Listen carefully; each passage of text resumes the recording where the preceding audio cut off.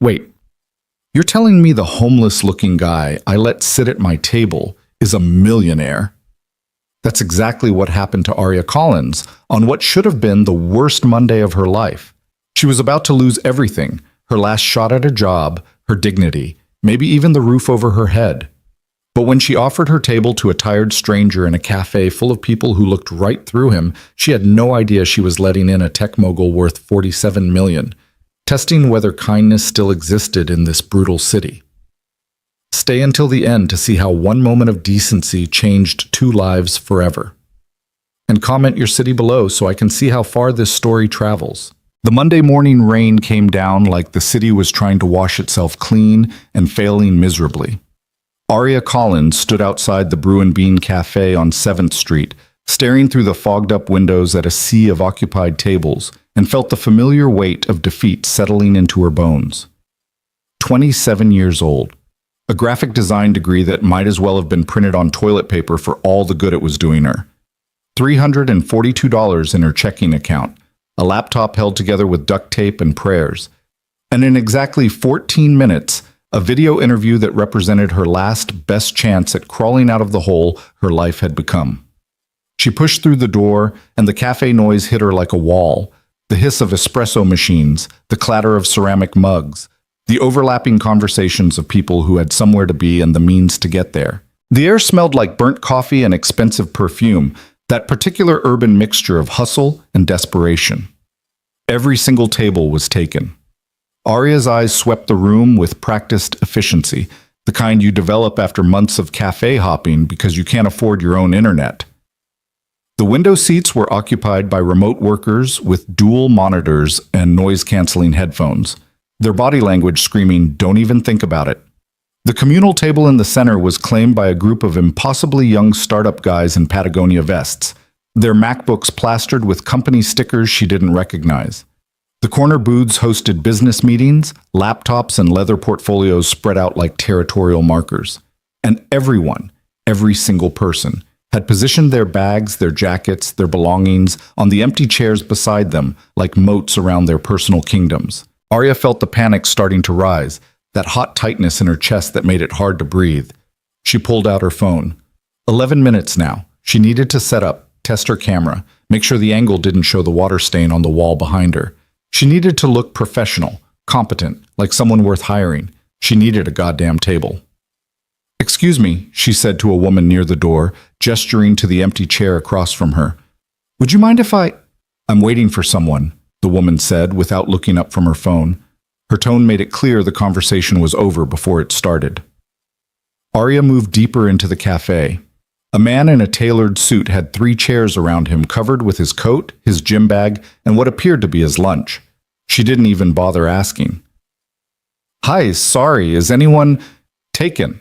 said a girl who couldn't have been more than 23, blonde highlights and designer sneakers, not even glancing up from her Instagram feed. Aria's laptop bag felt like it weighed 100 pounds. Her throat was tight. 9 minutes. She could feel the eyes of the baristas on her, the way service workers can always spot desperation. One of them, a guy with a beard and full-sleeve tattoos, gave her a sympathetic look that somehow made it worse. She was about to give up, about to walk back out into the rain and take the interview sitting on the curb like the failure she was rapidly becoming when she spotted it. A small 2-person table near the back. A woman sat there alone, maybe early 30s, absorbed in something on her phone. There was an empty chair across from her, not covered with a bag, not claimed with a jacket, just empty. Aria approached like she was defusing a bomb. "Excuse me," she said, her voice smaller than she wanted it to be. "I'm so sorry to bother you, but would it be okay if I sat here? I have an interview in a few minutes, and everywhere else is—" The woman looked up. She had the kind of face that made you immediately trust her, warm brown eyes and a quick smile. "Oh, honey, of course. Sit. I'm just killing time anyway." Aria nearly cried with relief. "Thank you so much. I promise I won't bother you. I just need to—" "You're fine. Seriously. Good luck with your interview." The woman gathered her own belongings to make more room. "Knock 'em dead." Aria set up with shaking hands. 7 minutes.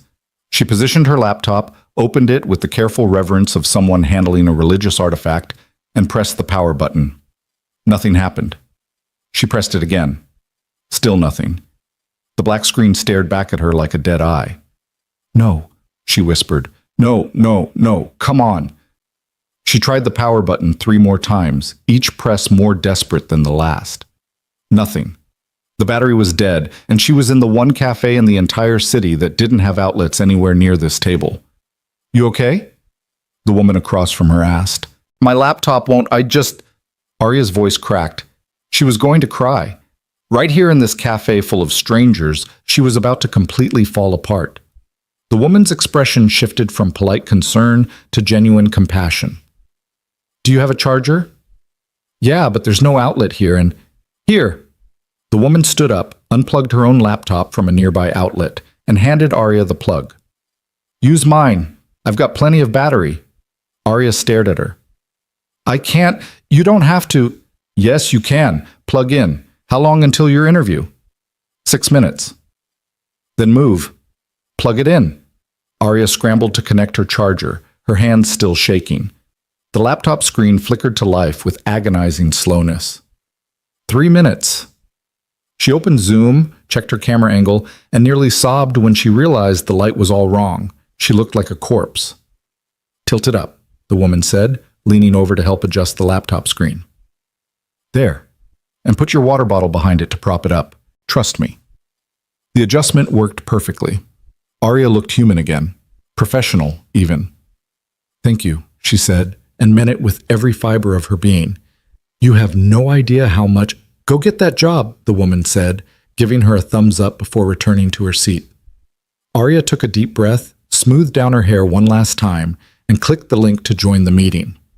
While she waited for the host to admit her, she glanced at the cafe around her, at all those people who'd refused to share their space, who'd treated empty chairs like precious resources they couldn't possibly spare, and at this one stranger who'd helped without hesitation, who'd given up her power outlet and her time for someone she'd never see again. The interview window opened. A middle-aged man appeared on screen, already looking bored. "Ms. Collins?" "Yes, hi, thank you so much for meeting with me. Let's make this quick. I've got another call in 20 minutes. Great. The interview was barely 90 seconds old, and Arya could already tell it was going to be one of those. The kind where they'd already decided before talking to you, where you were just checking a box on their diversity initiative list before they hired their CEO's nephew. But she'd learned to smile through worse. "Of course. I really appreciate your time." 23 minutes later, Arya closed her laptop with the careful control of someone trying not to scream. The interview had been a disaster. Every answer she'd given was met with interesting, delivered in a tone that meant the exact opposite. When she'd shown her portfolio, work she was genuinely proud of, designs that had won local awards, the man had literally yawned. "We'll be in touch," he'd said, which was corporate speak for "don't hold your breath." She sat there for a moment, just breathing, trying to hold it together. The woman across from her had left at some point during the interview. Arya hadn't even noticed. In her place sat someone else now. A man. Maybe late 30s, though it was hard to tell. He looked tired in a way that went deeper than just lack of sleep. Worn gray jacket that had seen better days, jeans with a frayed hem, scuffed work boots that had mud dried on the sides. His hair was dark and messy, like he'd barely bothered to comb it. He had the kind of face that could have been handsome if he smiled, but right now he just looked hollow. He was staring at his phone with an expression Arya recognized intimately. The look of someone checking their bank account and not liking what they saw. The look of someone calculating whether they could afford another coffee or if they should make the one in front of them last all morning. He glanced up and caught her watching. Arya quickly looked away, embarrassed.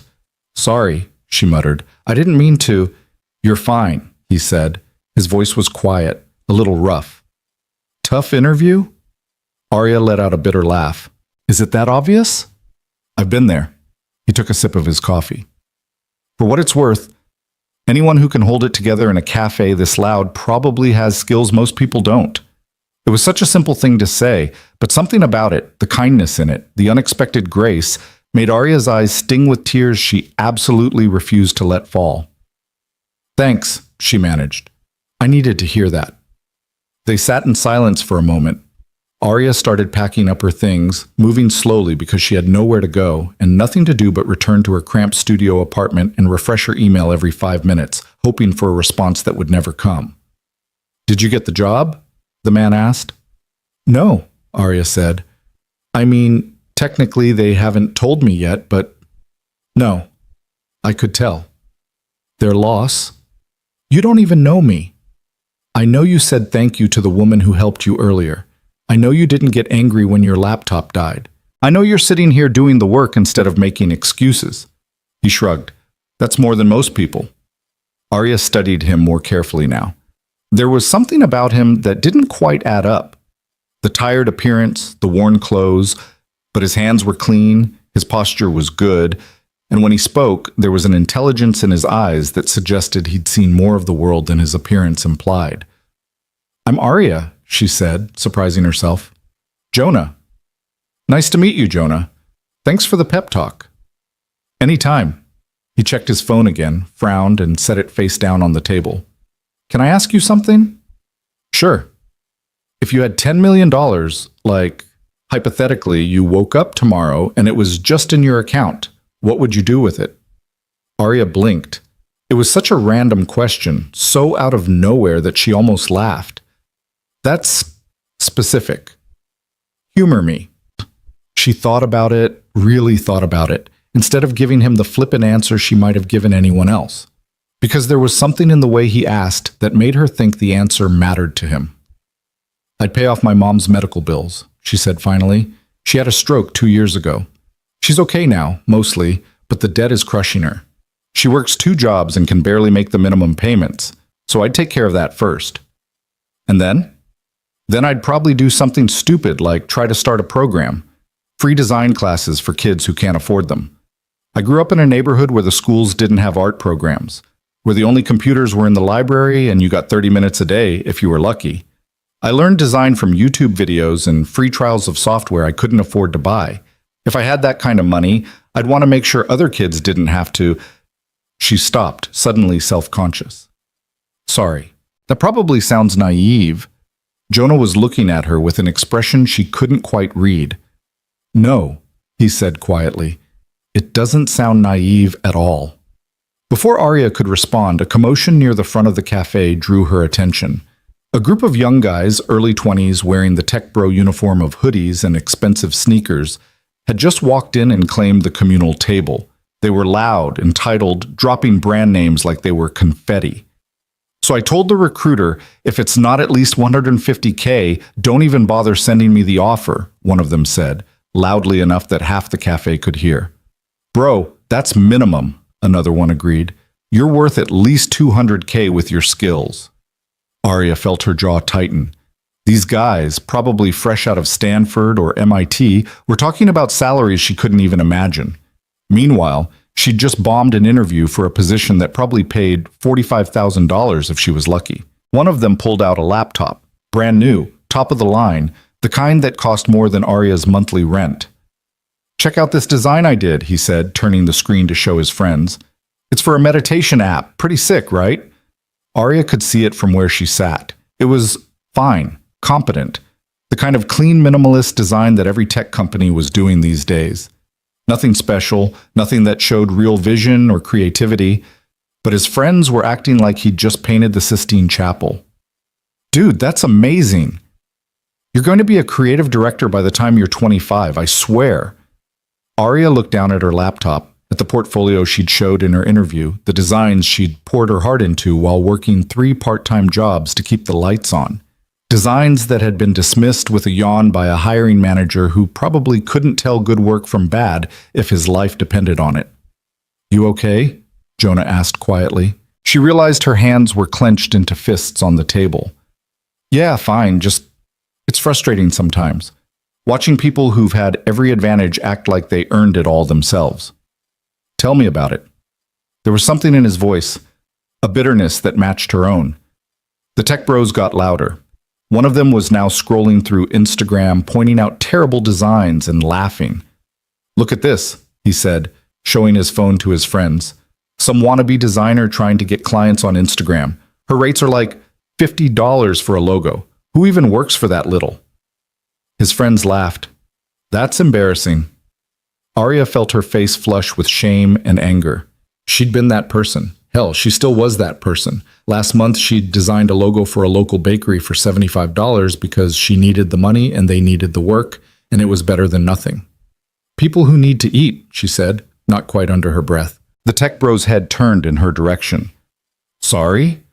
Arya's heart started racing, but she met his gaze. I said, people who need to eat work for that little. People who don't have trust funds, or parents paying their rent or job offers waiting for them when they graduate. The guy's face flushed red. His friends looked uncomfortable. For a second, Arya thought he might actually say something back, might actually engage with what she'd said. Instead, he turned back to his friends and said, loudly enough that she could definitely hear, Jesus, bitter much? They all laughed. Arya wanted to sink through the floor. Hey, Jonah said. His voice was still quiet, but there was steel in it now. They're not worth it. Easy for you to say. Is it? He looked at her with those tired eyes. You think I haven't been where you are? You think I don't know what it's like to watch people with half your talent get twice your opportunities?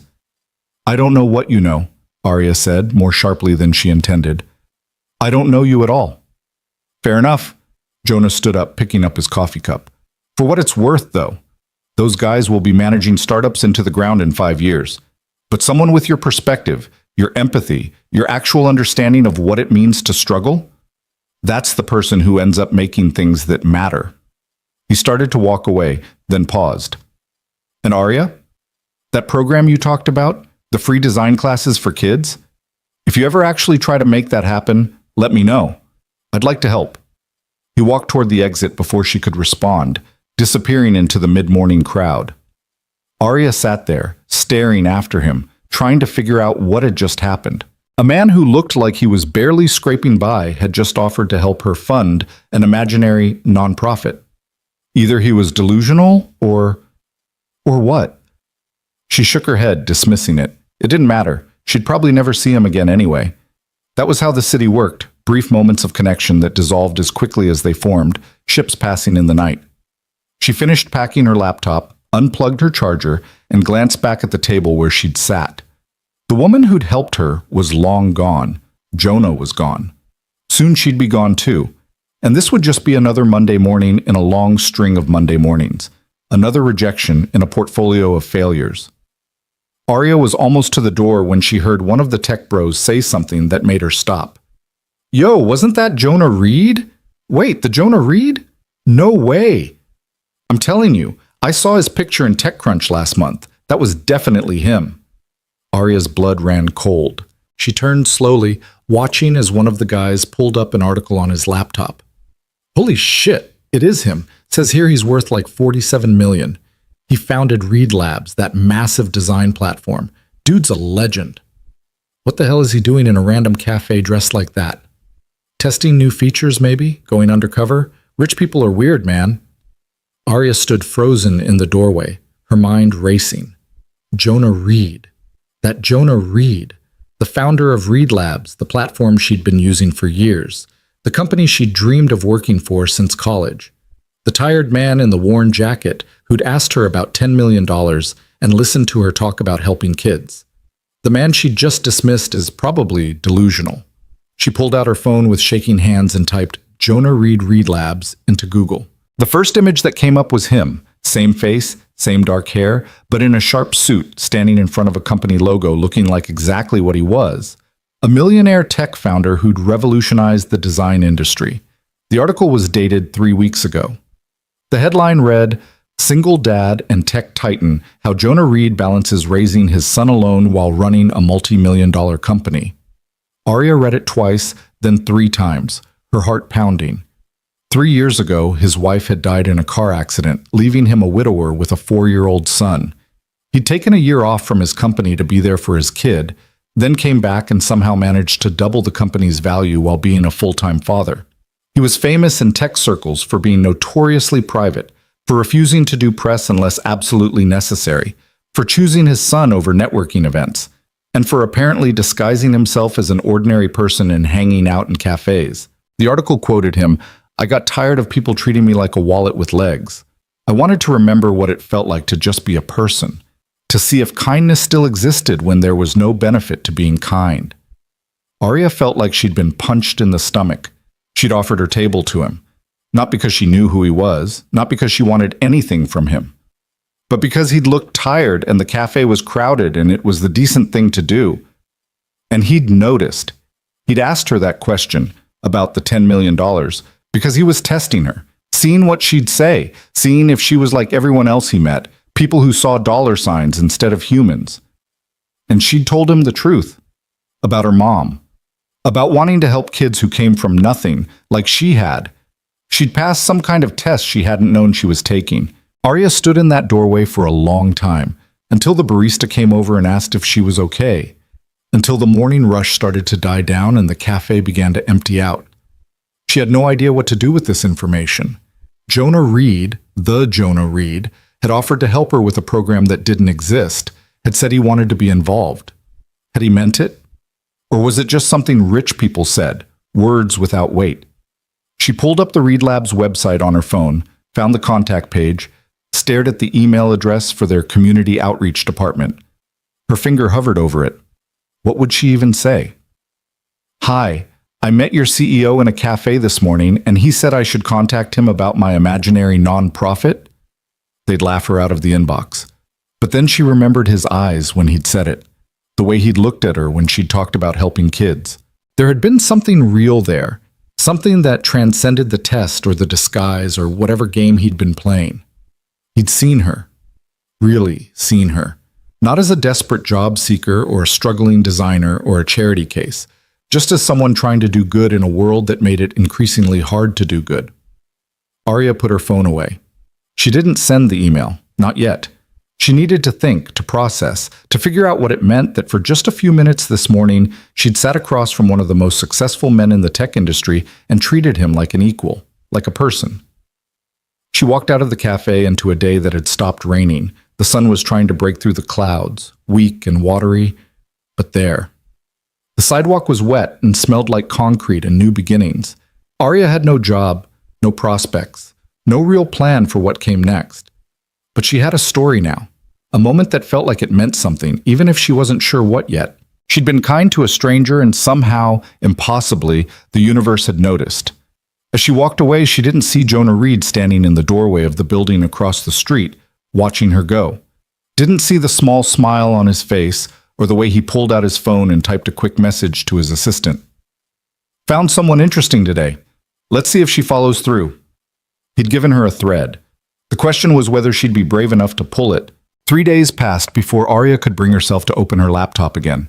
She'd spent those 72 hours in a fog of uncertainty, replaying the cafe encounter in her mind until the details blurred together like watercolors in rain. Had it really happened? Had she really sat across from Jonah Reed, shared her dreams with him, been so casually honest about what she'd do with money she'd never have? The whole thing felt increasingly surreal the more distance she got from it. Her studio apartment seemed smaller than usual, the walls pressing in with their peeling paint and water stains that the landlord refused to fix. Arya sat on her second-hand couch, the springs groaning under her weight, and stared at her closed laptop like it might bite her. Finally, on Thursday afternoon, she opened it. 63 new emails. 62 were spam, promotional garbage, and automated rejections from jobs she'd applied 2 weeks ago. The 63rd was from her mother. "Hi, sweetheart," it read. "Just checking in. How did the interview go on Monday? I've been praying for you. Love you so much. Don't forget to eat real food, not just ramen. Mom." Arya closed her eyes against the guilt that washed over her. She hadn't told her mom about the failed interview, hadn't told her that the job search was going nowhere, that the savings account was dwindling, that some nights Arya lay awake doing math in her head and coming up short every single time. Her mom had enough to worry about. The medical bills were crushing her, exactly like Arya had told Jonah. Catherine Collins worked as a home health aide during the day and cleaned office buildings at night, and every penny she made went toward debt she'd never asked for, debt that had arrived wrapped in a stroke she hadn't seen coming. Arya typed out a response. "Interview went okay. Still waiting to hear back. I'm eating fine. I promise. Love you." All lies, except for the last part. She was about to close the laptop when curiosity got the better of her. She pulled up Read Labs again, navigated past the slick corporate homepage to the About Us section. There was Jonah's photo, professional and polished, so different from the tired man in the gray jacket that it almost seemed like a different person entirely. But it wasn't. Same eyes, same jawline, same mouth that had offered her kindness when she'd needed it most. She read his bio. MIT graduate, founded Read Labs at 26, grew it from a small design platform into one of the biggest creative communities on the internet. Industry disruptor, visionary, all the words people use to describe success they could barely comprehend. And then, at the bottom, Jonah lives in the city with his son, Theo, and believes that great design should be accessible to everyone, not just those who can afford expensive software. Accessible to everyone. The words echoed what he'd said to her, about people with her perspective being the ones who made things that mattered. Had he meant it? Or was it just good PR? The kind of thing successful people said to make themselves seem more human. Arya clicked over to the careers page almost without meaning to. There were dozens of open positions: senior designer, product manager, engineering lead, all of them requiring years of experience she didn't have, expertise in systems she'd never touched, qualifications that might as well have been written in a foreign language. But then, at the bottom of the list, she saw something that made her breath catch. Creator Community Advocate, entry level. She clicked on it, her heart hammering. Read Labs is looking for someone who understands the struggles of independent creators, particularly those from underrepresented backgrounds. This role will focus on building programs, scholarships, and resources for designers who are just starting out. We want someone who's lived the experience, not just studied it. Someone who knows what it's like to create with limited resources and maximum determination. Arya read it 3 times, then 4. Then she scrolled down to the requirements. Required: passion for design and community building. Understanding of the challenges facing emerging creators. Excellent communication skills. Ability to empathize with people from diverse backgrounds. Preferred: portfolio demonstrating design work. Experience with social media and community engagement. Bachelor's degree or equivalent experience. Nothing about 5 years of corporate experience. Nothing about expertise in enterprise software. Just passion. Understanding. Empathy. Things she had in abundance, even if her bank account suggested otherwise.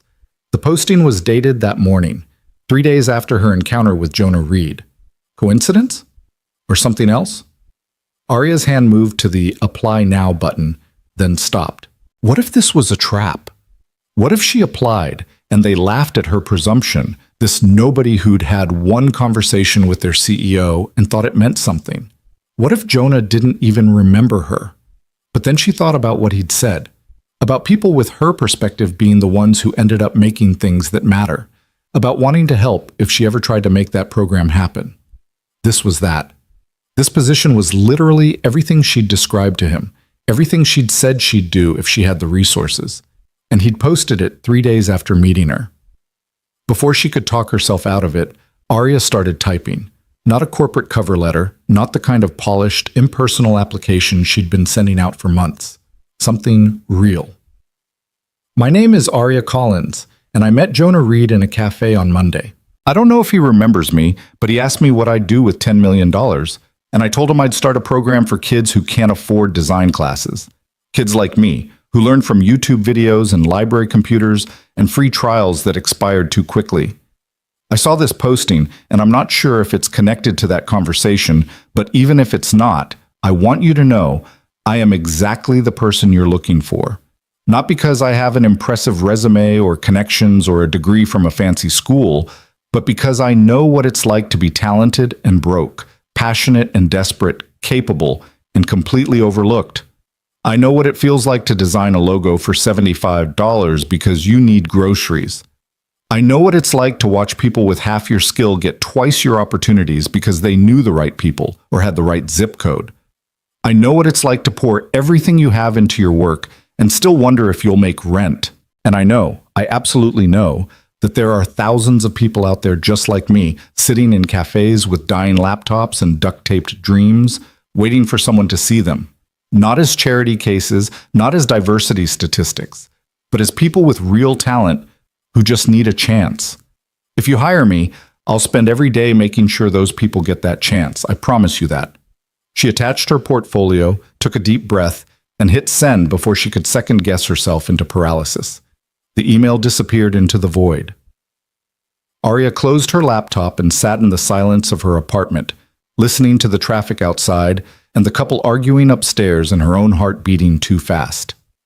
Either she'd just made the biggest mistake of her job search or the smartest move of her life. She had no idea which. The weekend crawled by with agonizing slowness. Arya took on a rush freelance job designing Instagram posts for a local yoga studio, $150 for 20 graphics, which worked out to $7.50 per post if she didn't count the hours of revisions the client would inevitably request. She couldn't afford to turn it down. She worked through Saturday night, her eyes burning, her back aching from hunching over her laptop. At 2 a.m., she took a break and scrolled through her phone, looking at the social media feeds of designers she admired. People living in nice apartments, working on meaningful projects, talking about their creative journeys like life was a scenic road trip instead of a demolition derby. One of them, a girl named Brielle, who Arya had known in college, had just posted about landing a job at a boutique agency. "Dreams really do come true if you work hard enough," the caption read, accompanied by a photo of Brielle holding a bouquet of flowers in what was clearly a designer office space. Arya remembered Brielle from school, remembered how she'd never had to work during college because her parents paid for everything, remembered how she'd done a summer internship in Paris, unpaid, of course, but who cared when your family owned a vacation home in the Hamptons? Remembered how Brielle had once told Arya, with complete sincerity, that anyone could succeed if they just believed in themselves hard enough, as if belief paid rent, as if confidence covered medical bills, as if positive thinking could replace privilege. Arya closed Instagram and went back to work, finishing the yoga studio graphics as the sun came up Sunday morning. She sent them off, collapsed into bed fully clothed, and slept until 2 p.m. When she woke up, there was an email waiting, from Reed Labs. Arya stared at it for a full minute before she had the courage to open it. Her hands were shaking so badly she almost dropped her phone. "Dear Arya, thank you for your application to the Creator Community Advocate position. We were impressed by your cover letter and would like to invite you for an interview. Are you available Monday at 10 a.m.? Please let us know. Best regards, Sarah Chen, Director of People Operations, Reed Labs." Arya read it 5 times. Then she got up, walked to her tiny bathroom, and stared at herself in the mirror. Her reflection stared back, dark circles under her eyes, hair that desperately needed washing, wearing a 3-day-old t-shirt with a coffee stain on the collar. "They want to interview you," she told her reflection. "Reed Labs wants to interview you." Her reflection didn't look convinced. Monday morning arrived wrapped in anxiety so thick Arya could barely breathe through it. She'd spent Sunday afternoon preparing, researching Reed Labs until she could recite their company history, practicing answers to potential interview questions, picking out the one professional outfit she owned that didn't have any visible stains or tears. At 9:45 a.m., she sat at her kitchen table with her laptop open, her hands folded in her lap to keep them from shaking. The Zoom link was right there. All she had to do was click it. At 9:58, she clicked. The waiting room appeared. "Please wait for the host to let you in." Arya's heart was going to explode. This was it. This was everything. If she messed this up, if she blew this chance. The screen shifted. A woman appeared, maybe mid-40s, with kind eyes and a warm smile. "Arya?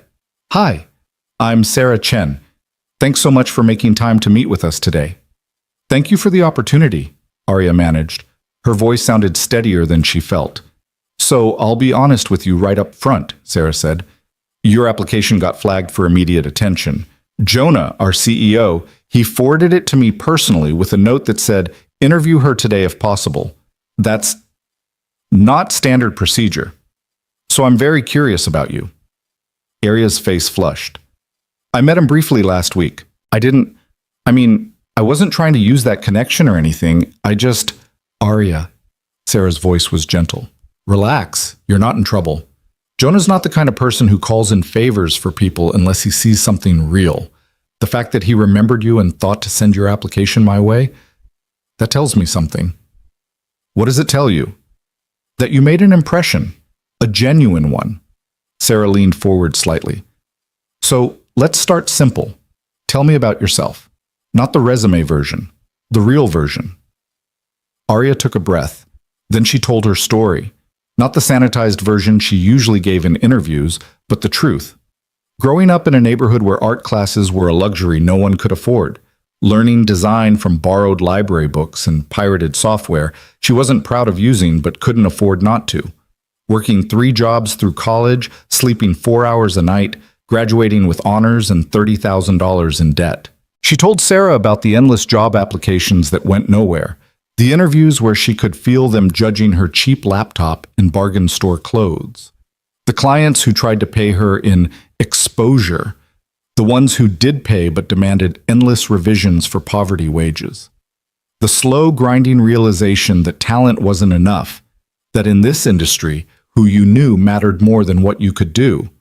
And then last Monday, Arya said, I had this interview that went terribly. I was sitting in a cafe afterward, feeling pretty hopeless, and this man sat down at my table. He looked tired. He looked like maybe life had kicked him around too, and he asked me what I'd do with $10 million. What did you tell him? The truth, that I'd pay my mom's medical bills and start a program for kids like me, kids who have the talent but not the access. Arya met Sarah's eyes through the screen.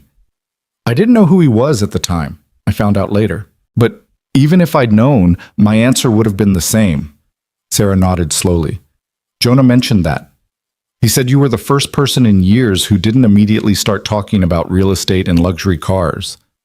I don't care about those things. What do you care about? Making sure the next kid like me doesn't have to fight as hard as I did. Making sure talent gets recognized regardless of where it comes from. Arya's voice strengthened. I care about building a community that actually supports its members instead of just using them for content. I care about creating resources that people can actually afford. I care about... She stopped, suddenly self-conscious. Sorry, I'm probably being too intense. No, Sarah said firmly. You're being honest. That's exactly what we need. She glanced at something off screen. Arya, I'm going to be straight with you. This position, it's brand new. We're creating it specifically because Jonah thinks Reed Labs has become too corporate, too disconnected from the actual creators we're supposed to serve. He wants someone who can build bridges, who can call us out when we're being elitist or exclusive, who can help us remember why we started this company in the first place. That sounds incredible. It also sounds incredibly difficult. You'd be challenging people more senior than you. You'd be advocating for unpopular positions. You'd be the voice in the room saying, wait, have we considered how this affects people who are struggling when everyone else is focused on profit margins and growth metrics? Sarah paused. Not everyone's going to like you for it. I'm used to people not liking me. Are you used to people actively working against you? Arya thought about Brielle, about the tech bros in the cafe, about every hiring manager who'd looked at her cheap clothes and assumed she wasn't worth their time. Yes, she said quietly. I'm used to that too. Sarah studied her for a long moment. Okay, I'm going to do something a little unusual here. Normally we'd have you do multiple interviews, meet the whole team, go through our standard process. But Jonah asked me to skip all that if I thought you were the right fit. He said time matters here, that every day we wait is another day someone like you is struggling because we're not doing our job. Arya's heart stopped. What are you saying? I'm saying the job is yours if you want it. $65,000 a year, full benefits, remote work with optional office days, and a budget to start building the programs you described. You'd report directly to me, but you'd work closely with Jonah on strategy and vision. Sarah smiled. So what do you say? Want to help us do better? Arya couldn't speak. Her throat had closed up entirely. $65,000. Benefits. The ability to actually build the thing she'd only dreamed about. She managed. Yes, absolutely yes. Great. I'll send over the paperwork this afternoon. Can you start in 2 weeks? I can start tomorrow. Sarah laughed. 2 weeks is fine. Use the time to wrap up any current projects. Give yourself a breather. This job is going to be demanding. You should take the rest while you can get it. She paused. Welcome to Read Labs, Arya. I think you're going to do amazing things here. The call ended. Arya sat frozen at her kitchen table, staring at the blank screen, trying to process what had just happened. She had a job, a real job, at Read Labs, doing exactly the work she'd dreamed of doing. And then she burst into tears. They were good tears, relief and joy, and the sudden release of months of tension she hadn't fully realized she'd been carrying. She cried until her chest hurt, until her face was blotchy and her nose was running, until the fear and desperation of the past year finally had somewhere to go. When she could breathe again, she called her mother. "Hi, honey," Catherine answered on the second ring. "How are you?" "Mom," Arya said, her voice still thick. "I got a job. A good one. A really good one." There was a pause. Then, "Oh, sweetheart. Oh, Arya, that's wonderful. Tell me everything." So she did. Not about meeting Jonah, not yet, that was still too strange to explain. But about the position, the salary, the chance to build something meaningful, about how she could finally breathe, finally plan more than a week ahead, finally stop waking up in the middle of the night, doing impossible math. "I'm so proud of you," Catherine said, and Arya could hear the tears in her voice. "You worked so hard for this. You deserve every bit of it." "I'm going to help you, Mom, with the bills. I know $65,000 isn't enough to pay them all off, but I can start making real payments. I can—" "Arya Nicole Collins, you listen to me." Her mother's voice turned fierce. "You are not using your money to pay my debts. You're going to save it. You're going to build yourself a life. You're going to finally stop just surviving and start living. Do you hear me?" "But Mom," "No, I mean it. I'm managing fine. I don't want you spending the best years of your life cleaning up my mess." "It's not your mess. You had a stroke. That's not—" "We'll talk about this later. Right now, I just want you to celebrate. You did this, honey, all by yourself. You should be proud." They talked for another hour, Arya's mother asking questions about the company, the position, what her days would look like. When they finally hung up, Arya felt lighter than she had in months, like gravity had temporarily lost its hold. She spent the rest of the day in a daze, responding to Sarah's email, filling out paperwork, staring at the employment contract that made it all official. She was going to be a creator community advocate at Read Labs. She was going to have business cards, an email signature, a title that meant something. That evening, she went back to the Brew and Bean Cafe. She didn't know why exactly, just that it felt important, like closing some kind of circle. The cafe was quieter than it had been on Monday, the dinner crowd not yet arrived. Arya ordered a coffee she could actually afford now and sat at a small table near the window, watching people pass by on the street outside. She was about to leave when she heard a familiar voice behind her. "Mind if I join you?" Arya turned. Jonah Reed stood there, but different than before. He still wore casual clothes, jeans and a dark sweater, but he carried himself differently now, less tired, more present, like he'd dropped whatever mask he'd been wearing the first time. "Sure," Arya said, her heart suddenly racing. "There's room for decent people." He smiled at that, a real smile that reached his eyes. "I heard you got the job. Congratulations." "You heard? Or you made it happen?" "Sarah makes her own decisions. I just flagged your application for attention." "Why?" Arya asked. The question came out more direct than she'd intended. "You barely know me. We talked for like 20 minutes. Jonah sat down across from her, his hands wrapped around his own coffee cup. "Can I tell you a story?" "Okay." 3 years ago, my wife died. Car accident. We'd been married for 8 years, together for 12. She was my best friend, my partner, the person who understood me better than I understood myself. His voice was steady, but Arya could hear the grief underneath it. When she died, I found out real fast who my real friends were. Most of them weren't. "I'm sorry." "Me too." He took a sip of coffee. "But what killed me wasn't the grief. I mean, that was awful, but I expected that. What I didn't expect was how people changed around me. Suddenly, I wasn't Jonah anymore. I was the widower, or the single dad, or worse, the rich guy who could fund their startup. Everyone wanted something. Everyone had an angle. Arya stayed quiet, letting him talk. So I started doing this thing where I'd dress down, go to random cafes, just be nobody. See if anyone would still treat me like a person. Most people wouldn't. They'd see the worn jacket, the scuffed shoes, and suddenly I wasn't worth their time. He looked at her directly. But you did. You shared your table. You were kind. And when I asked you that question about the money, you gave me the most honest answer I've heard in years. I didn't know who you were. Exactly. That's why it mattered. Jonah leaned forward slightly. Arya, I meet dozens of people every week who tell me what I want to hear, who pitch me their ideas, their dreams, their visions for success. And 99% of them are full of shit. They're performing, trying to impress me. But you? You just told me the truth. And the truth was that you wanted to help people. That's not that special. You'd be surprised how special it is. He paused. I created that position for you. The day after we met, I called Sarah and told her I wanted to build a community advocacy role, someone who could help us stay connected to the creators we serve. She asked if I had anyone in mind. I said, not yet, but I'd know them when I saw them. And then I applied.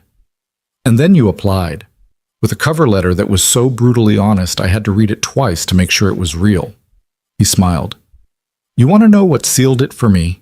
That line about being talented and broke, passionate and desperate. Most people would never admit to the desperate part. They'd spin it as determination or hustle or some other bullshit. But you just said it. I'm desperate. I need this. I'm drowning, and I need help.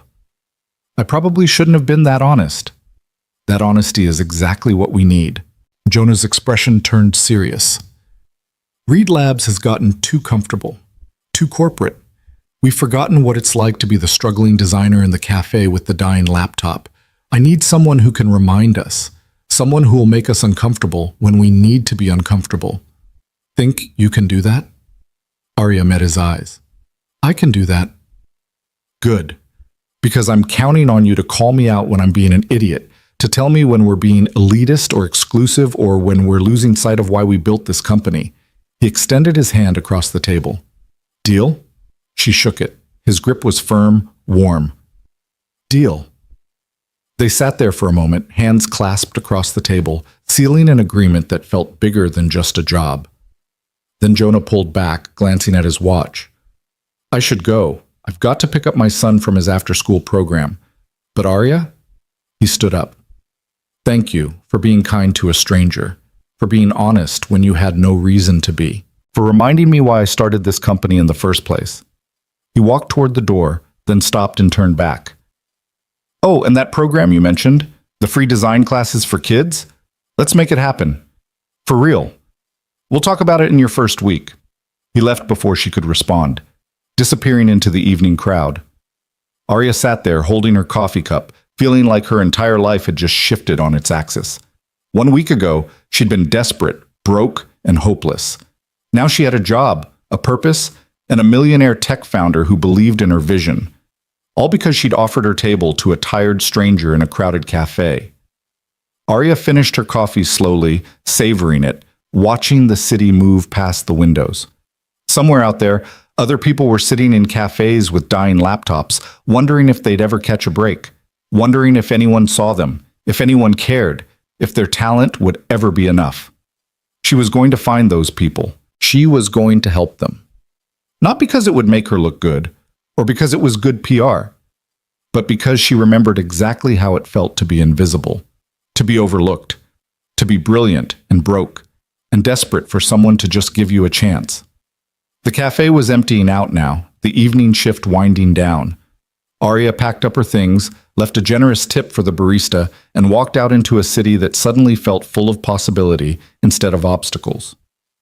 2 weeks until her first day at Reed Labs. 2 weeks to prepare for the job she'd been born to do, even if she hadn't known it until now.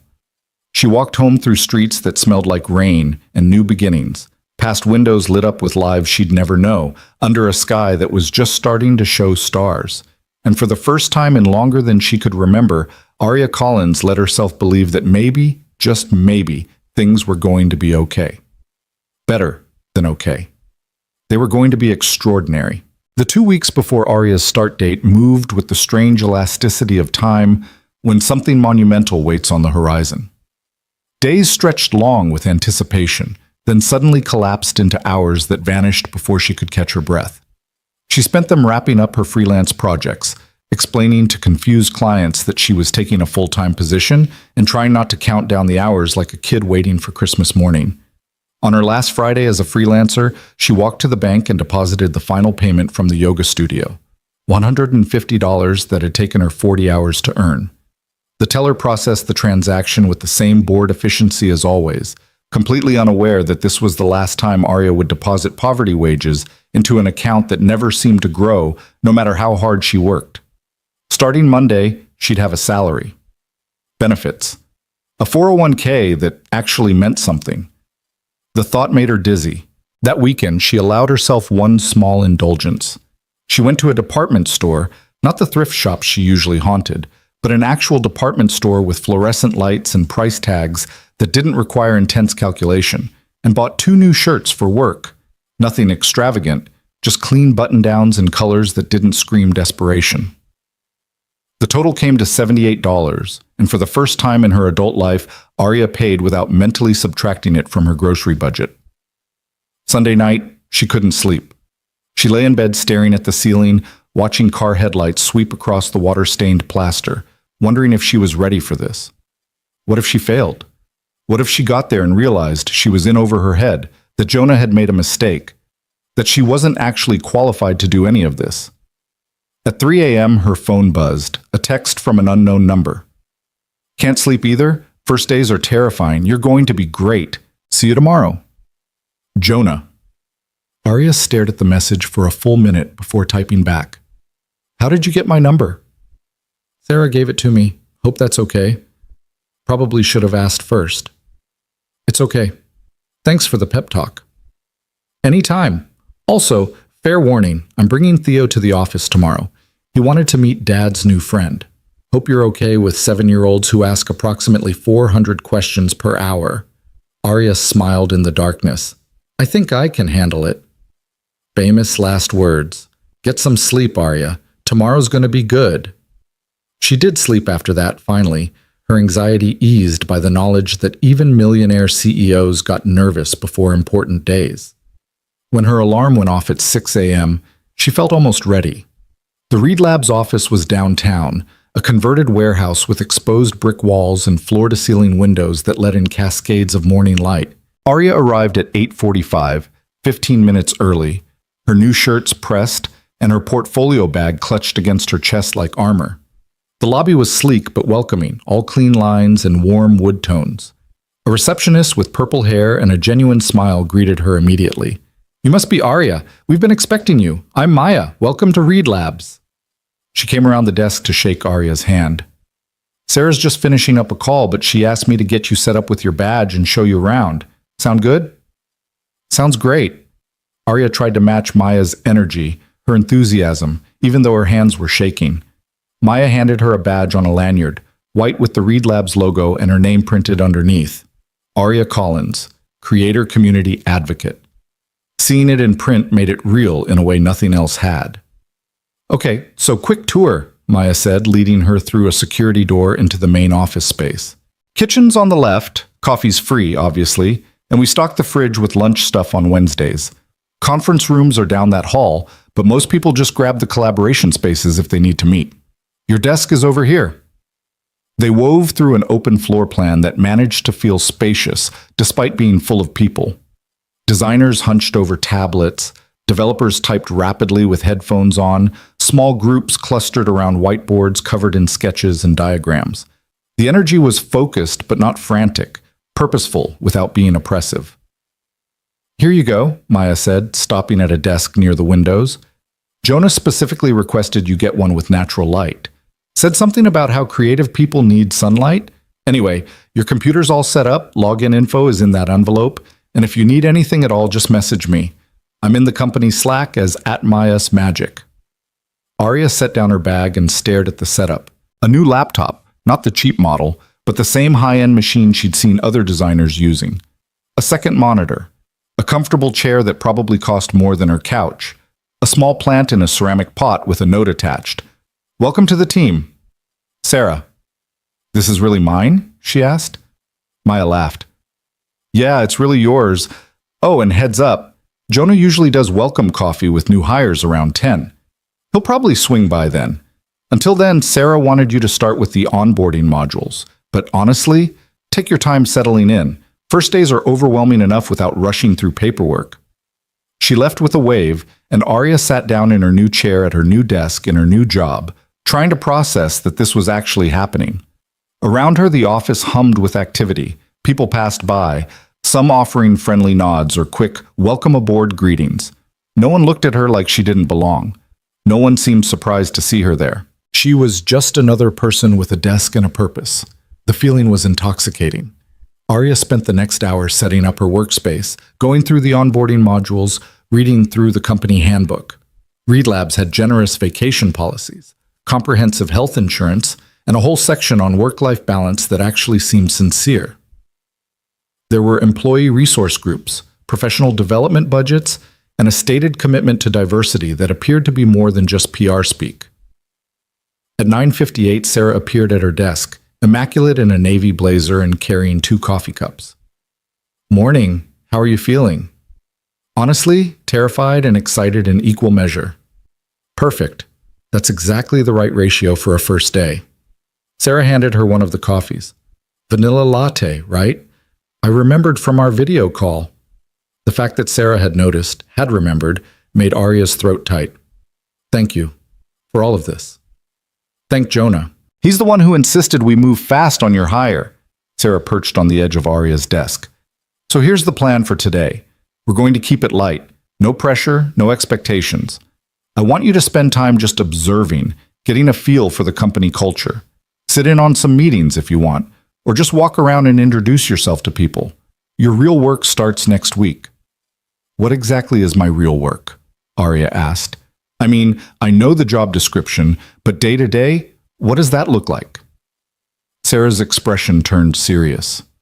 Honestly, we're still figuring that out. This position is brand new, which means you have a lot of latitude to define it. But broadly speaking, Jonah wants you to be the voice of creators who are struggling to break in. You'll be developing programs, building resources, advocating for changes to our platform that make it more accessible. You'll also be identifying talented designers who might not have traditional portfolios or credentials, people who are getting overlooked by the industry. That's a lot. It is. But you're not doing it alone. You'll have a team. We're hiring 2 more people to work under you in the next month. And you have direct access to Jonah, which around here is basically like having a golden ticket. If you need resources, if you hit a roadblock, if someone's being difficult, you go to him and he makes it happen. Before Arya could respond, a small voice piped up behind them. Is that her? Is that Dad's cafe lady? Arya turned to find a little boy staring at her with enormous brown eyes full of curiosity. He was maybe 7 years old, wearing a Star Wars t-shirt and light-up sneakers, holding what appeared to be a half-finished waffle. Jonah stood behind him, one hand on his son's shoulder, looking both proud and slightly apologetic. Theo, we talked about the interrogation thing, Jonah said. You said I could meet her. I said you could meet her politely. But he was smiling. He looked different here, in his element, more relaxed, more himself. He wore dark jeans and a gray Henley, somehow managing to look both casual and CEO appropriate. Arya, this is my son, Theo. Theo, this is Miss Collins. Just Arya's fine, she said, kneeling down to be at eye level with the boy. Hi, Theo. Nice to meet you. Did you really let my dad sit at your table when nobody else would? Theo asked, his tone suggesting this was the most important question in the world. I did.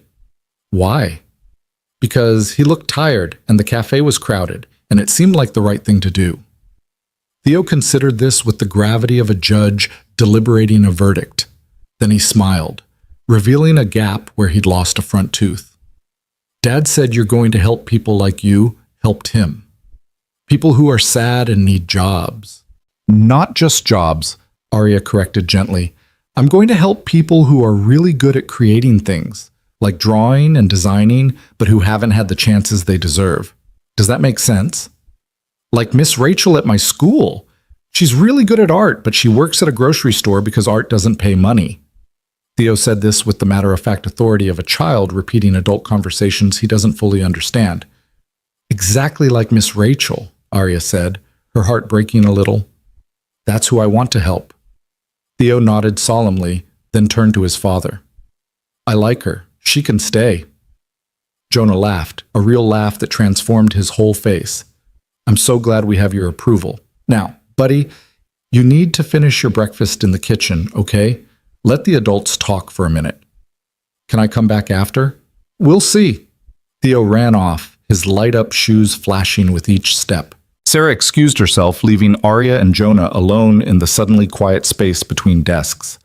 Sorry about that, Jonah said. He's been excited to meet you all weekend. I might have talked about you more than I should have. It's sweet. Arya stood up, brushing off her knees. He seems like a great kid. He is. He's the reason I do all this. Jonah gestured vaguely at the office around them. After my wife died, I realized I didn't want to build a company just to build a company.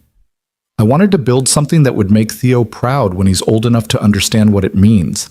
Something that actually helps people instead of just extracting value from them. That's what you're doing. Trying to. But I've realized I can't do it alone. I've gotten too far removed from what it's actually like out there for people starting out. That's where you come in. He met her eyes. I need you to keep me honest, Arya. To tell me when we're failing people. To push back when I'm making decisions from an ivory tower. Can you do that? Even if it makes you uncomfortable? Especially if it makes me uncomfortable. That's the whole point. Then yes, Arya said. I can do that.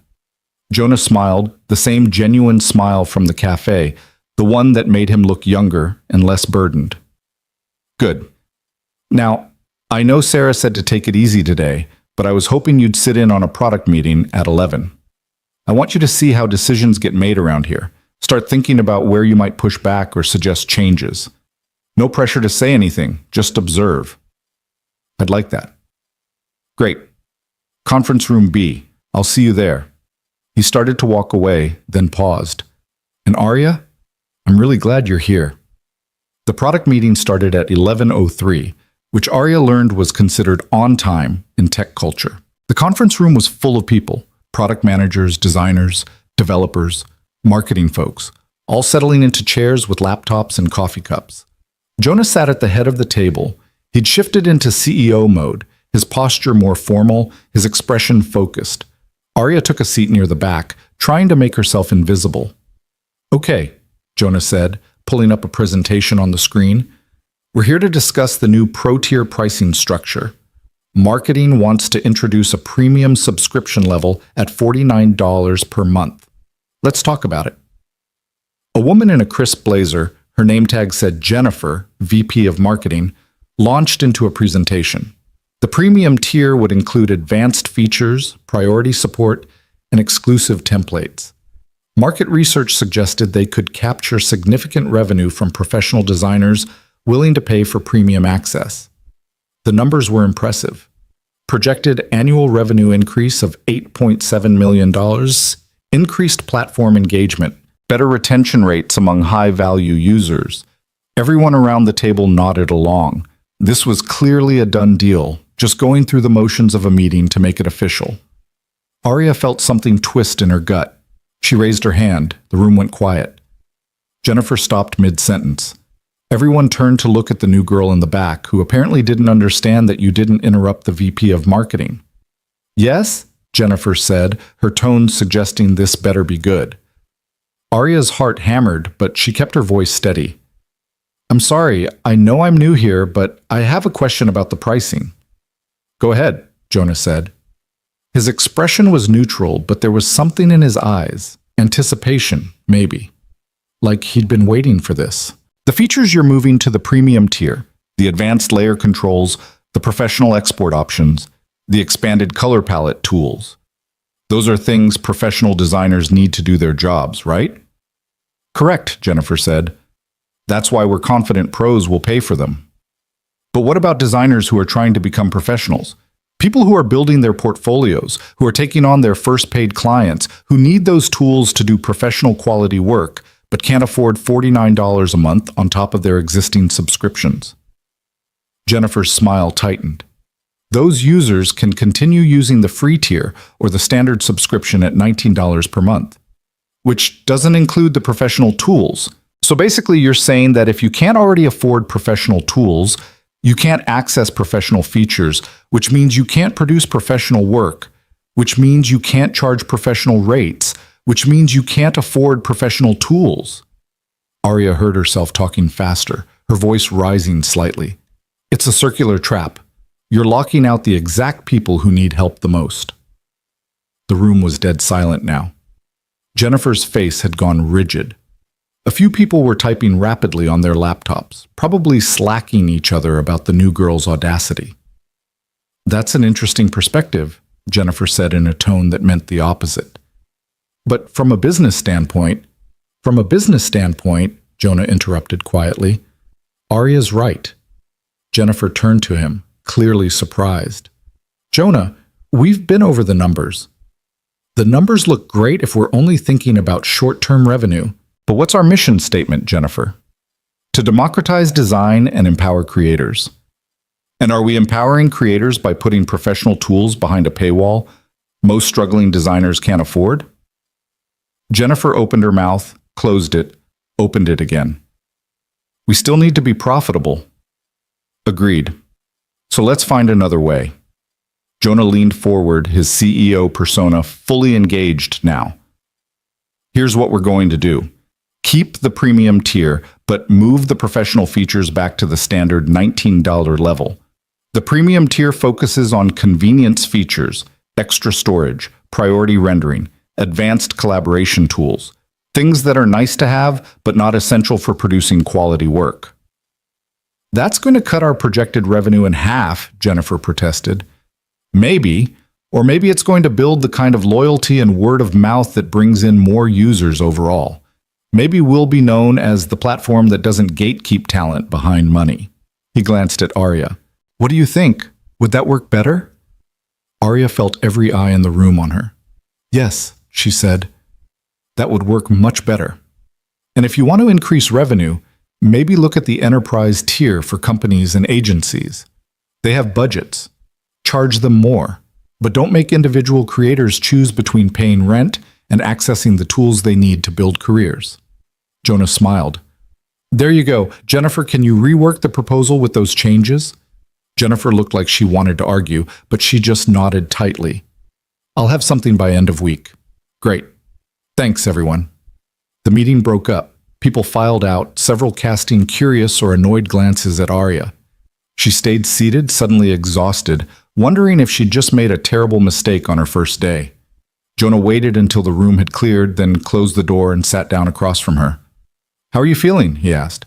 Like I might have just made enemies of your entire marketing department. Probably, but you also just proved exactly why I hired you. He leaned back in his chair. Do you know how many meetings I've sat in where everyone just nods along, agreeing with whatever the senior people say, even when the senior people are wrong? Too many. We've gotten complacent. We've forgotten what it's like to be the struggling designer choosing between software and groceries. Jennifer's going to hate me. Jennifer will get over it, and if she doesn't, that's her problem, not yours. Jonah's expression softened. Arya, you did exactly what I asked you to do. You made me uncomfortable. You called out a decision that went against our values. That's your job now. Some people aren't going to like it, but that doesn't mean it's wrong. I remember what it was like, needing those tools and not being able to afford them, having to choose between a software subscription and my phone bill. I don't want other people to have to make those choices. And now you're in a position to actually change that. He stood up. Come on, let me show you something. Jonah led her through the office to a smaller conference room tucked away in a corner. Inside, the walls were covered with printouts, photos, screenshots, testimonials from Read Labs users. Hundreds of them, maybe thousands, arranged in a collage that covered every available surface. This is my reminder, Jonah said.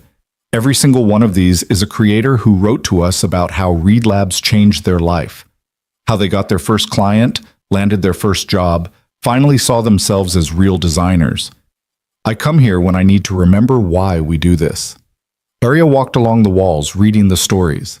A single mother in Ohio who'd built a freelance career from her kitchen table, a teenager in rural Montana who'd gotten into design school on the strength of her Reed Labs portfolio, a middle-aged man who'd switched careers after 20 years in retail, using free tutorials and affordable software to reinvent himself. These are the people we serve, Jonah said, not the ones who can drop $49 a month without thinking about it. These are the people who count every dollar, who fight for every opportunity, who have talent and drive but not privilege. This is who you're here to protect. Arya touched one of the photos. A young woman holding a laptop, grinning at the camera, caption reading, "Got my first design job today. Thank you, Reed Labs, for making this possible." "I want to fill this room," she said quietly.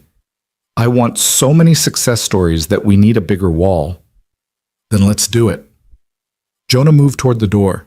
"You've got 2 weeks to settle in, meet the team, learn our systems.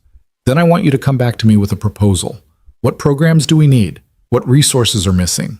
What are we doing wrong? And how do we fix it? No holding back. I want your full vision. What if it's expensive? Then it's expensive. Arya, I didn't build this company to hoard money. I built it to make a difference. If your vision requires resources, we'll find them." He paused at the doorway. "Oh, and about Jennifer, don't worry too much. She's ambitious and protective of her territory, but she's not unreasonable. Give her some time to cool down. Maybe grab coffee with her next week, explain where you're coming from. You might be surprised." After Jonah left, Arya stayed in the room for a while longer, reading the stories on the walls. Each one was a life changed, a dream realized, a person who'd been given a chance when others had overlooked them. This was her job now, not just a paycheck or a title, but a genuine opportunity to help people like these, people like her. The weight of it was enormous. The possibility of it was intoxicating. She pulled out her phone and took a photo of the wall, wanting to remember this moment. Then she headed back to her desk, where a small crowd had gathered, colleagues introducing themselves, welcoming her to the team, asking about her background. Maya appeared with a cupcake, a tradition apparently for new hires. "You survived your first meeting," she said with a grin, "and from what I hear, you made quite the impression." "Is that good or bad?" "Good. Definitely good. We need more people willing to push back around here." Maya lowered her voice. "Between you and me, that premium tier pricing has been bothering a lot of us. We just didn't know how to say it without sounding like we were against making money." "You're not against making money. You're against making money at the expense of your mission." "Exactly. See? You already get it." Maya handed her the cupcake, chocolate with vanilla frosting. "Welcome to Reed Labs, Arya. I think you're going to fit in just fine." The rest of the day passed in a blur of introductions, orientations, and information overload. By 5 p.m., Arya's brain felt like it had been through a marathon. She was packing up her things when Theo appeared at her desk again, his father trailing behind him, looking tired but content. "Miss Arya," Theo said formally, "Dad says you had a good first day." "I think I did." "Did you help people?" "I tried to." "Then it was a good day." Theo considered this settled fact, then added, "We're going for pizza. Do you want to come?" Arya glanced at Jonah, who shrugged. "No pressure, but Theo's right. We are getting pizza, and you're welcome to join if you want. Fair warning, though, he's going to ask you approximately 400 questions." "I told you it would be 400, Theo said triumphantly. Arya laughed, surprising herself with how natural it felt. "You know what? Pizza sounds perfect." They walked to a small place 3 blocks from the office, the kind of neighborhood joint with checkered tablecloths and a menu that hadn't changed in 20 years. Theo chattered the entire way, asking Arya about her favorite color, her favorite animal, whether she liked Star Wars, and if she thought dinosaurs could come back if scientists tried really hard. Inside, they grabbed a boot. Jonah ordered a large pepperoni pizza and 3 sodas without consulting the menu. "So?" he said once they were settled. "Honest feedback. How was today, really?" "Overwhelming, exciting, terrifying, all of it at once." Arya took a sip of her soda. "I keep waiting to wake up and find out this is all some elaborate dream." "It's real. You're stuck with us now." "Did you mean what you said? About giving me 2 weeks and then letting me propose whatever I want?" "Completely. I want your unfiltered vision, Arya. Not what you think I want to hear, not some watered-down version that you think will be easier to approve. I want you to tell me what would actually make a difference." Arya thought about the stories on the wall, about the designers choosing between tools and rent, about her own years of struggling in silence. "I have ideas," she said. "A lot of them, but they're big. They're going to require serious resources and major platform changes and probably pissing off some more VPs." "Good. Big problems need big solutions." Theo tugged on his father's sleeve. "Dad, can I go play the arcade game?" Jonah handed him a few quarters. "Don't spend it all on the claw machine. You never win. Today might be my lucky day." Theo ran off toward the ancient arcade cabinet in the corner, leaving Arya and Jonah alone. "He's really great," Arya said, watching the boy insert quarters with intense concentration. "You're doing an amazing job with him." "Most days I feel like I'm barely hanging on." Jonah's voice was quiet, honest.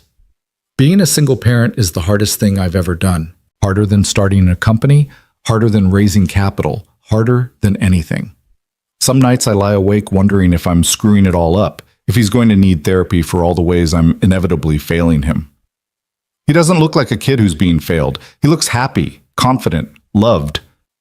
"I hope so. I'm trying." He paused. "You know what the worst part is? Everyone keeps telling me I need to find a new wife. Like Theo needs a mother figure, like I can't possibly raise him alone. They don't say it to be cruel. They think they're being helpful. But what they don't understand is that I'm not looking for someone to replace his mother. I'm just trying to be the best parent I can be." The pizza arrived and they ate in comfortable silence for a while. Theo returned from the arcade victorious. He'd actually won a small stuffed dinosaur from the claw machine, which he immediately declared was named Rex and would live on his bookshelf forever. "See?" he told his father. "I told you today was my lucky day." Jonah smiled, ruffling his son's hair. "Yeah, buddy, I guess it is."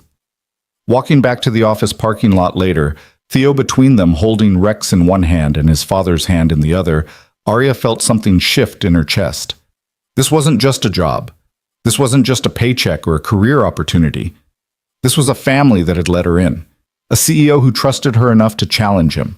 A little boy who decided she was worth 400 questions. At her car, the ancient Honda that barely started most mornings, Jonah paused. "Thank you," he said, "for today, for speaking up in that meeting, for being exactly who I hoped you'd be. Thank you for giving me the chance to be her." Theo hugged her legs suddenly, unexpectedly. "Will you be there tomorrow?" "I'll be there," Arya promised. She drove home through city streets that felt different now, transformed by the simple fact that she had somewhere to be in the morning. A desk with her name on it. A purpose that mattered. People who believed in her. In her apartment, Arya made herself dinner, real dinner, not ramen, and sat at her kitchen table with her laptop. She opened a blank document and started typing. Proposal for Creator Accessibility Initiative. The ideas flowed faster than she could type them. Scholarship programs for designers from low-income backgrounds. Free premium accounts for students and those below the poverty line. Mentorship networks connecting established designers with those just starting out.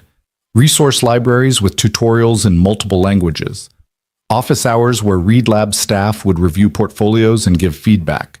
She wrote until midnight, until her eyes burned and her fingers ached, until she'd poured every idea she'd ever had about making design more accessible onto the page.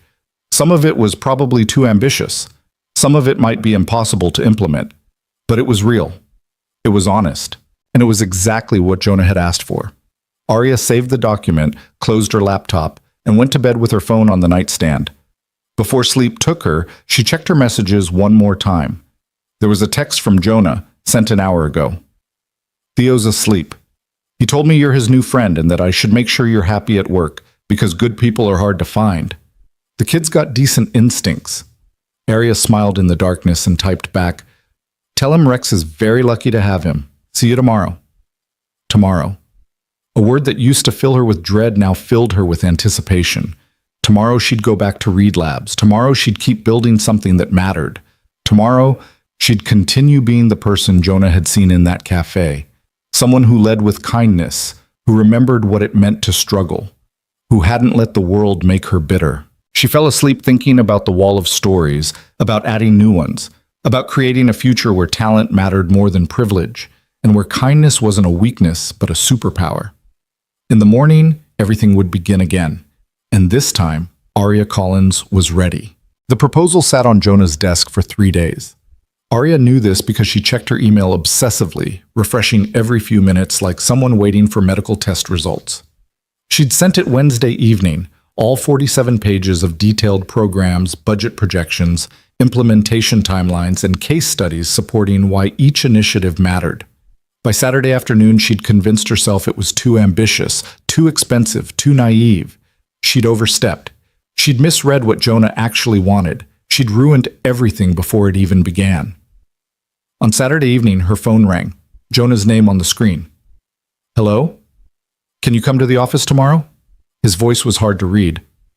"I know it's Sunday, and I know you should be resting, but I want to talk about your proposal in person. Just you and me." Arya's stomach dropped.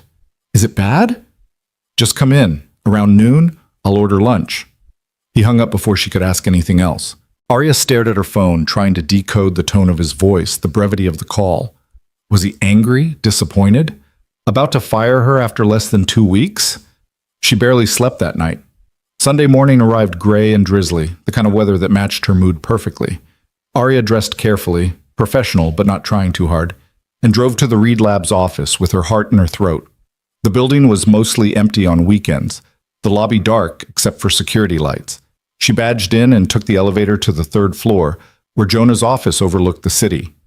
He was already there, standing at the window with his hands in his pockets, staring out at the rain-soaked streets below. On his desk, her proposal sat open, covered in handwritten notes and sticky flags. "Thanks for coming," he said without turning around. "I know this is your day off." "It's fine. I wasn't doing anything important." A lie. She'd been pacing her apartment and catastrophizing. Jonah finally turned to face her. He looked tired, like maybe he hadn't slept well either. "I've read your proposal 7 times, front to back, every word, every footnote. I've run the numbers. I've thought about implementation. I've considered every possible angle." Here it comes, Arya thought. The letdown. This is all very ambitious but not realistic. The corporate speak for thanks but no thanks. "And?" she managed. "And it's fucking brilliant." Arya blinked. "What?" "It's everything I hoped you'd come up with, and more. The scholarship program, the income-based pricing tiers, the mentorship network, the resource library, all of it. You didn't hold back. You didn't play it safe. You gave me exactly what I asked for." He picked up the proposal, flipping through the marked pages. This section about partnering with community colleges and vocational schools to identify talent? Genius. This idea about having successful Reed Labs users volunteer as mentors? Perfect. And this? He tapped a page covered in yellow highlights. This proposal to create a hardship fund for designers facing emergencies? Medical bills? Evictions? Disasters? Arya, this is the kind of thing that actually changes lives. "So you like it?" "I love it. I want to implement all of it." He set the proposal down and looked at her directly. "I'm approving a $3.2 million budget for year 1. That should cover the scholarship program, the hardship fund, platform upgrades, and hiring the team you'll need. In year 2, assuming we hit our metrics, we'll double it." Arya felt dizzy. $3.2 million? Is that not enough? Because we can watch. No, it's, Jonah, that's more than I imagined. That's more than I thought possible. Then you weren't thinking big enough. He smiled, that genuine smile that transformed his whole face. "Arya, this is what I wanted. Someone who understands the problem because they've lived it. Someone who can articulate solutions that actually matter. You've given me a roadmap for how Reed Labs can become what it was always supposed to be." "I don't know what to say." "Say you'll run with it. Say you'll build this thing and make it real." He pulled out a chair at the small conference table in his office. "Sit. Let's talk details. I ordered Thai food. Should be here in 20 minutes." They spent the next 4 hours going through the proposal section by section. Jonah challenged some of her assumptions, pushed her to think bigger in places, helped her refine the implementation timeline. He was brilliant at this, seeing the vision while also understanding the practical realities of execution.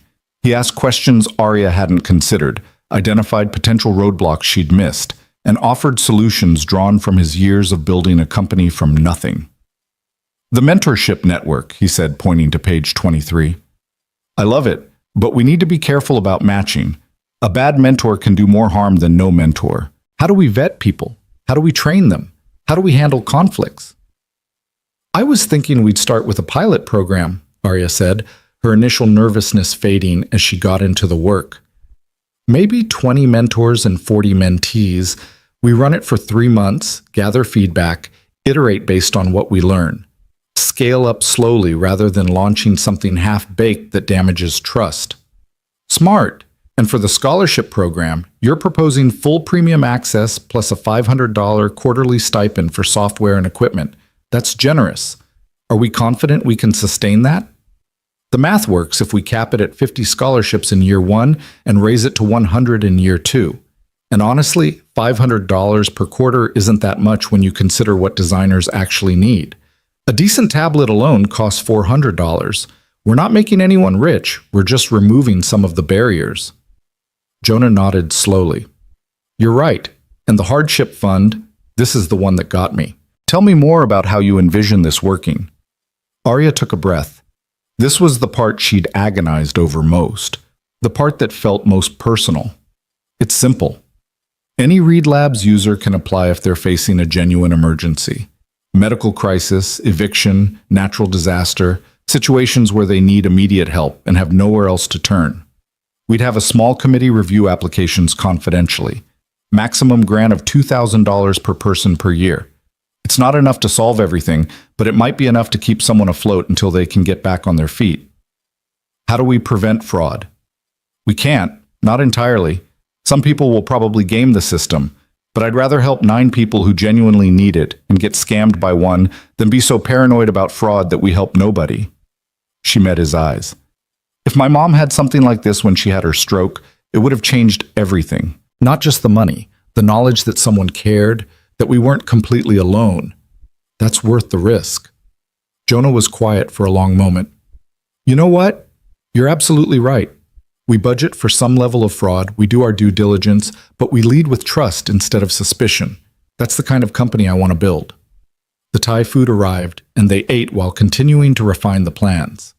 Jonah had ideas Arya hadn't considered, like creating a public dashboard showing the impact of these programs in real time, making the work transparent and accountable.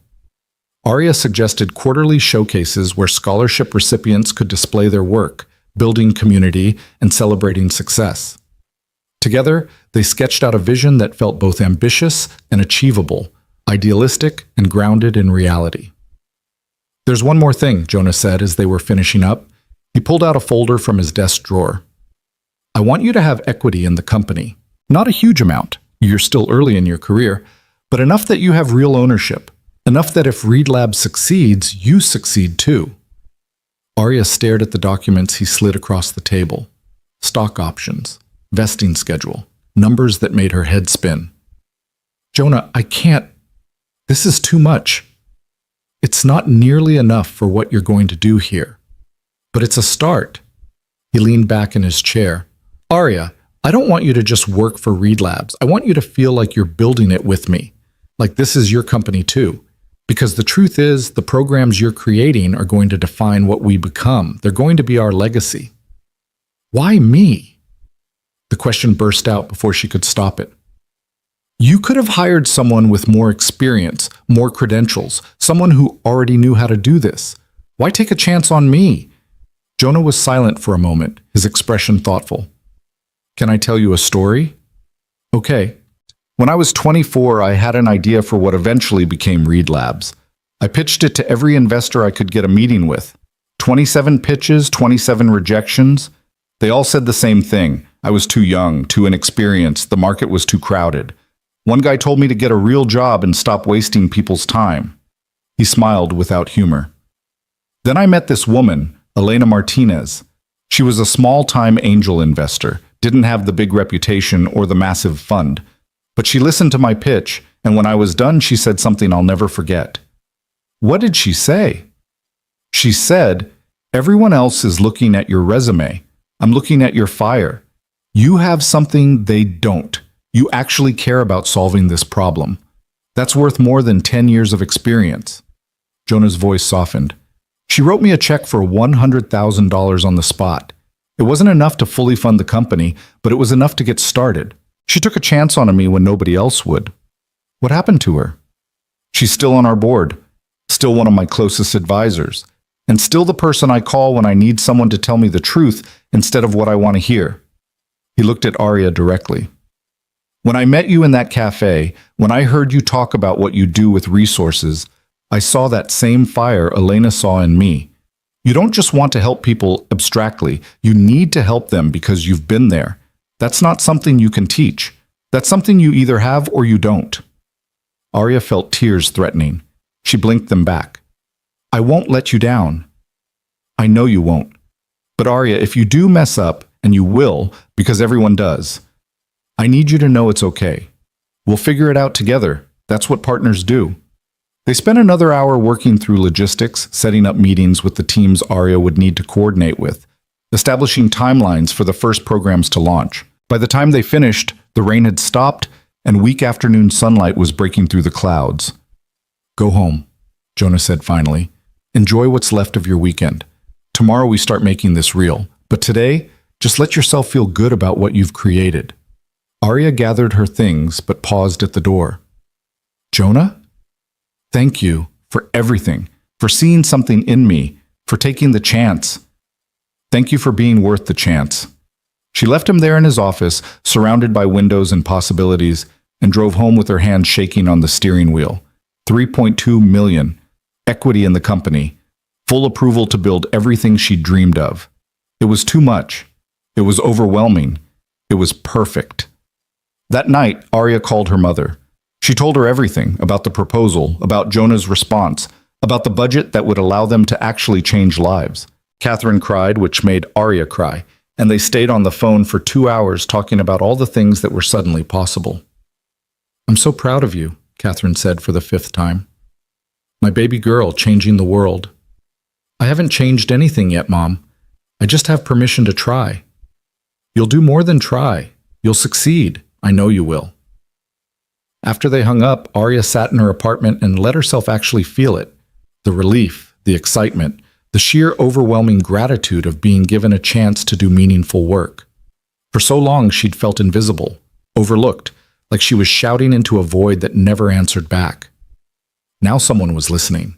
Someone believed in her. Someone had given her the resources to actually make a difference. The next morning, Arya arrived at the office to find a crowd gathered near the main entrance. Maya saw her and waved her over urgently. You need to see this, Maya said, barely containing her excitement. Someone had put up a banner over the main doors. Welcome to the new Reed Labs, where talent matters more than privilege. Underneath it, Jonah stood with Theo beside him, both of them grinning. When Theo saw Arya, he ran over and grabbed her hand. Dad says you're going to help lots of people like you helped him, Theo announced loudly enough for everyone to hear. He says you're going to change everything. I'm going to try, Arya said, suddenly aware of all the eyes on her. Jonah walked over and the crowd parted instinctively. Everyone, he said, his voice carrying across the lobby, I want to officially introduce you to Arya Collins and the Creator Accessibility Initiative. Over the next year, we're going to be implementing major changes to make Reed Labs more accessible, more equitable, and more aligned with our core mission. Some of these changes will be uncomfortable. Some of them will require us to rethink how we do business. But all of them are necessary. He gestured to Arya. Arya is going to be leading this work, and she has my complete support. If she needs resources, she gets them. If she needs access, she gets it. If she challenges something we're doing, we listen. I know change can be hard, but I'm asking all of you to embrace it, to remember why we built this company, and to help us become what we've always said we wanted to be. There was applause, genuine and warm. Some people looked skeptical. Jennifer from marketing was notably stone-faced, but most seemed genuinely excited. Maya was beaming. Sarah gave Arya a thumbs up from across the lobby. No pressure, right? Arya whispered to Jonah as the crowd dispersed. You've got this, he said quietly. And remember, I'm right here if you need me. The next 6 weeks were a controlled chaos of building and implementing and iterating at a pace that left Arya both exhilarated and exhausted. She hired a team, 2 program coordinators who understood the mission viscerally because they'd lived it themselves. Marcus had been a homeless teen who taught himself design in public libraries. Jasmine had worked 3 jobs while caring for her sick father, building a portfolio between midnight shifts. They were perfect. Together, they built the scholarship application system, working late into the night to make sure every question was necessary, every requirement was justified, every barrier removed. They reached out to community colleges and nonprofits, building relationships with organizations that could help them identify talented designers who might not even know to apply. The mentorship network took shape through careful vetting and training. They recruited 20 experienced designers who understood what it meant to struggle, who could offer guidance without condescension. The pilot matching was thoughtful, pairing people not just by design style, but by shared experiences, creating connections that went deeper than technique. The hardship fund was the most emotionally difficult to set up. Each application that came in represented someone in crisis, someone desperately needing help. Arya and her team reviewed them with the gravity they deserved, approving grants for a woman whose computer had died right before a major freelance deadline, a man whose apartment had flooded and destroyed all his equipment, a mother whose childcare had fallen through and who needed funds to keep working. Every grant they approved felt like a small miracle. Every person they helped sent thank you messages that made Arya cry at her desk. "You're saving my life," one recipient wrote. "I don't mean that dramatically. I literally mean you're allowing me to keep pursuing the career that makes my life worth living. Thank you for seeing me when everyone else looked away." Arya printed that message and put it on her desk where she could see it every day. 6 weeks after that Sunday meeting in Jonah's office, they were ready to launch publicly. Jonah wanted to make a big announcement, to get press coverage and industry attention, but Arya convinced him to do something different. "Let's tell the people who matter first," she said. "Let's tell the Read Labs community, the actual users, not the press. Let's invite them to be part of this with us." So they did. Instead of a press release, they created a video. Arya stood in front of the camera, nervous but determined, and told her story. The struggling years, the rejection, the moment in the cafe that changed everything. Then she introduced the programs, explained how they worked, and invited people to apply or get involved. "This isn't charity," she said into the camera. "This is investment. Investment in talent that exists everywhere but gets recognized nowhere. Investment in people who have the skill and the drive, but not the privilege. Investment in the idea that creativity matters more than credentials." She paused, looking directly into the lens. "If that's you, if you're the designer working from a cafe because you can't afford internet at home, if you're the creator choosing between software and groceries, if you're the talent that everyone overlooks, we see you, we believe in you, and we want to help."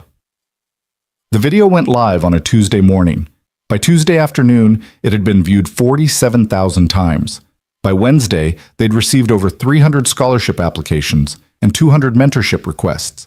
By Friday, the video had gone viral on design Twitter, with established creators sharing their own stories of struggle and triumph, their own experiences of being overlooked until someone gave them a chance. The press coverage followed, but it was almost an afterthought.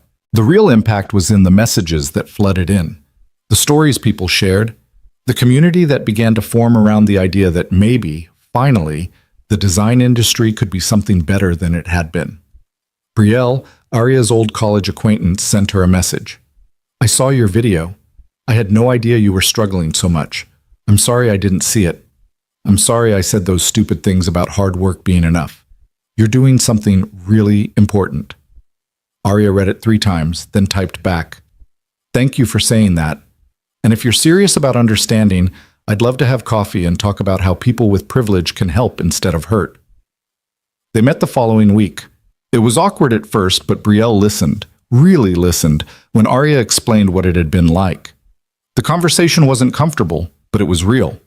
And it ended with Brielle volunteering to be a mentor, to use her connections and privilege to help open doors for others. Progress, Arya thought. Slow, uncomfortable, but real progress. 2 months after launch, they held their first showcase. 20 scholarship recipients displayed their work in the Read Labs office, transformed for the evening into a gallery space. The energy was electric. Young designers showing portfolios that rivaled anything Arya had seen from expensive design schools, talking about their processes with passion and intelligence and hunger. Jonah worked the room like he was at a museum gala, asking questions, praising work, making connections between scholarship recipients and potential clients or employers. Theo was there too, wearing a little suit his father had clearly picked out, asking the designers to explain their work like it was the most fascinating thing in the world.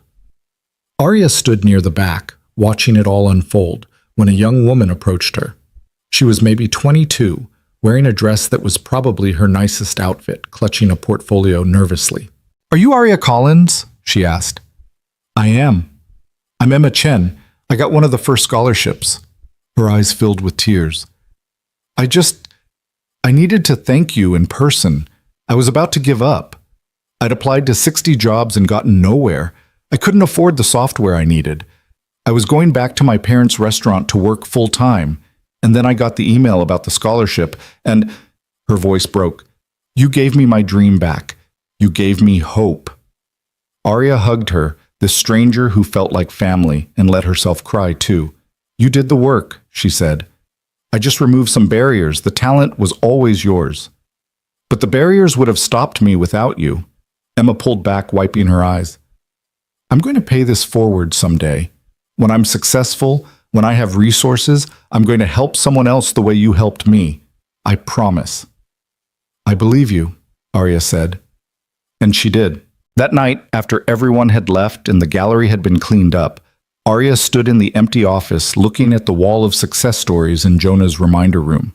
It had grown. Dozens of new photos, new testimonials, new lives changed. They were going to need a bigger wall soon. Jonah found her there, Theo asleep on his shoulder, the boy's dress shoes dangling. "You did good tonight," Jonah said softly, so as not to wake his son. "We did good. This was all of us. But it started with you, with your vision." He adjusted Theo's weight, the practice movement of a single parent who'd learned to do everything one-handed. "You know what Elena, my investor, said when I told her about all this?" "What?"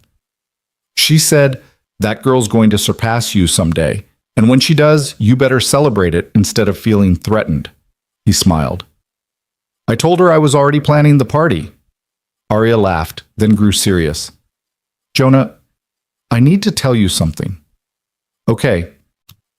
"That day in the cafe, when you asked me about the $10 million, when you tested me to see if I was different from everyone else," she paused. "It wasn't a test for me. I wasn't trying to impress you. I was just being honest because that's all I knew how to be. And I think that's important for you to know. I'm not some saint. I'm just someone who remembers what it was like to need help and never get it." "I know that," Jonah said. "That's why it worked. You can't fake the kind of authenticity you have. People either have it or they don't." He shifted Theo again. "I should get this guy home. But Arya, thank you for everything you're doing, for everything you're going to do. Thank you for letting me do it." After they left, Arya stayed a little longer, adding one more photo to the wall, the image from tonight's showcase, all 20 scholarship recipients standing together, holding their work, their faces bright with possibility and pride. She stepped back and looked at what they'd built in just 2 months. It was substantial. It was real. But it was also just the beginning. There were still thousands of designers out there struggling in silence, still people choosing between their dreams and their rent, still talent being overlooked because it didn't come wrapped in the right packaging. But now there was also hope. Now there was proof that things could change. Now there was a roadmap for how to build something better. Arya pulled out her phone and sent a message to her team. "Tomorrow, we start planning year 2. Think bigger. We're just getting started." Marcus responded immediately. "Hell yes." Jasmine sent a string of fire emojis. Arya smiled, turned off the lights, and walked out into a night that felt full of promise. Somewhere out there, someone was sitting in a cafe with a dying laptop, wondering if they'd ever catch a break, wondering if anyone saw them, wondering if their talent would ever be enough. Soon, Arya thought, soon they'd find out that someone was looking for them, someone believed in them, someone had built a ladder specifically so they could climb. The city lights stretched out before her. each one a window into a life she'd never know. But some of those lives, more every day, were being changed by the work she was doing, by the programs she'd built, by the vision she'd had the courage to voice. It wasn't everything, but it was enough. For now, it was enough, and tomorrow they'd make it even better. 3 months into the Creator Accessibility Initiative, Arya walked into the office on a gray Monday morning to find an email that made her blood run cold. The subject line read, "Concerns regarding CAI budget and ROI." It was from the CFO, Richard Hastings, a man she'd met exactly twice and who'd seemed pleasant enough both times. The email was copied to Jonah, Sarah, and half the executive team. Arya's hands shook as she opened it. The message was polite but devastating. Richard had run the numbers on the scholarship program, the hardship fund, and the mentorship network. He'd calculated cost per user, return on investment, and projected revenue impact. His conclusion was clear. The programs were expensive, the financial returns were minimal, and from a pure business standpoint, they couldn't be justified long-term. "I understand the mission-driven value," he wrote, "but we need to be realistic about sustainable growth. I'm recommending we scale back the CAI budget by 60% and refocus on initiatives with clear revenue pathways." 60%. That would gut everything. They'd have to cut the scholarship program in half, eliminate the hardship fund entirely, reduce the mentorship network to a skeleton crew. All the lives they were changing, all the people they were helping, gone, because the numbers didn't add up on a spreadsheet. Arya sat at her desk, reading the email over and over, feeling everything she'd built start to crumble. Around her, the office hummed with its usual Monday morning energy, people arriving with coffee and weekend stories, completely unaware that the program she'd poured her soul into was being threatened. Her phone buzzed. "Jonah, don't panic, meeting at 10, we'll handle this." But how could they handle it? Richard had the numbers, he had the data. He had the fiduciary responsibility to maximize shareholder value. And Arya had, what? Stories, testimonials? The intangible value of changed lives? Marcus appeared at her desk, his face grim. "You saw the email?" "Yeah." "This is bullshit. We're changing lives and they want to talk about ROI?" His voice was tight with anger. People like Richard don't get it because they've never had to struggle. They've never had to choose between their dreams and their rent. "He's just doing his job," Arya said, though the words felt hollow. "Protecting the company's financial interests." "And who's protecting the people who actually need help?" Arya didn't have an answer. At 10 o'clock, she walked into the conference room to find the entire executive team assembled. Jonah sat at the head of the table, his expression neutral. Richard was there with printouts and charts. Jennifer from marketing looked uncomfortable. Sarah gave Arya an encouraging nod. "Thanks for coming, Arya," Richard said, his tone professional but not unkind. "I know my email was probably upsetting, but I think it's important we have an honest conversation about the financial realities here." "I agree," Arya said, her voice steadier than she felt. "Let's talk about it." Richard pulled up a presentation. Charts showing program costs versus projected revenue. Graphs demonstrating that scholarship recipients weren't converting to paid premium users at the rates they'd hoped. Data indicating that the hardship fund was being utilized more than budgeted, creating sustainability concerns. "The numbers don't lie," Richard said. "In 3 months, we've spent $847,000 on these programs. Our revenue increase from the same demographic is only $23,000. That's a 97% loss on investment. No company can sustain that." "You're measuring the wrong things," Arya said quietly. Richard paused. "I'm sorry." "You're measuring direct revenue from scholarship recipients. But you're not measuring the impact on brand loyalty, on user growth, on the quality of our community. You're not measuring the designers who joined Read Lab specifically because they saw what we were doing. You're not measuring the press coverage, the industry reputation, the talent pipeline we're building. Those are important factors," Richard acknowledged, "but they don't pay the bills." "Don't they?" Arya leaned forward. "Maya, can you pull up the user growth chart for the last 3 months?" Maya, who'd been sitting quietly in the corner, pulled up a different presentation. "Since the CAI launch, we've seen a 34% increase in new user registrations. 61% of those users cited the accessibility programs as a major factor in choosing Read Labs over competitors. User engagement is up 28%. Retention rates have improved by 19%. And this is the big one, premium conversion among new users is 15% higher than our previous cohort. Richard frowned, studying the numbers. That's significant. But you can't directly attribute all of that to the CAI programs. Can I? Arya asked. Richard, 3 months ago, we were just another design platform. Now we're the platform that actually gives a damn about struggling creators. That reputation has value. It attracts users. It builds loyalty. It creates word of mouth that money can't buy. But the direct costs are an investment in our future. Jonah spoke for the first time, his voice calm but firm. Richard, I understand your concerns. I appreciate you raising them. But you're thinking quarterly returns when we're building something for the long term. With respect, Jonah, we have investors to answer to, shareholders who expect growth. We can't just spend millions on programs that don't generate direct revenue. Yes, we can, because I'm the majority shareholder, and I'm telling you this is what we're doing. Jonah's tone didn't rise, but the steel underneath was unmistakable. Read Labs isn't a company that exists to maximize quarterly profits. It's a company that exists to democratize design. If those two goals conflict, I choose the mission every time. The room went silent. Richard opened his mouth, closed it, opened it again. Jonah, I have a fiduciary duty, and I have a moral duty. To the people we serve, to the community we've built, to the promise we made when we started this company. Jonah stood up, his hands flat on the table. I know you're concerned about sustainability. So am I. But the answer isn't to gut the programs that define who we are. The answer is to find additional revenue streams that support them. Like what?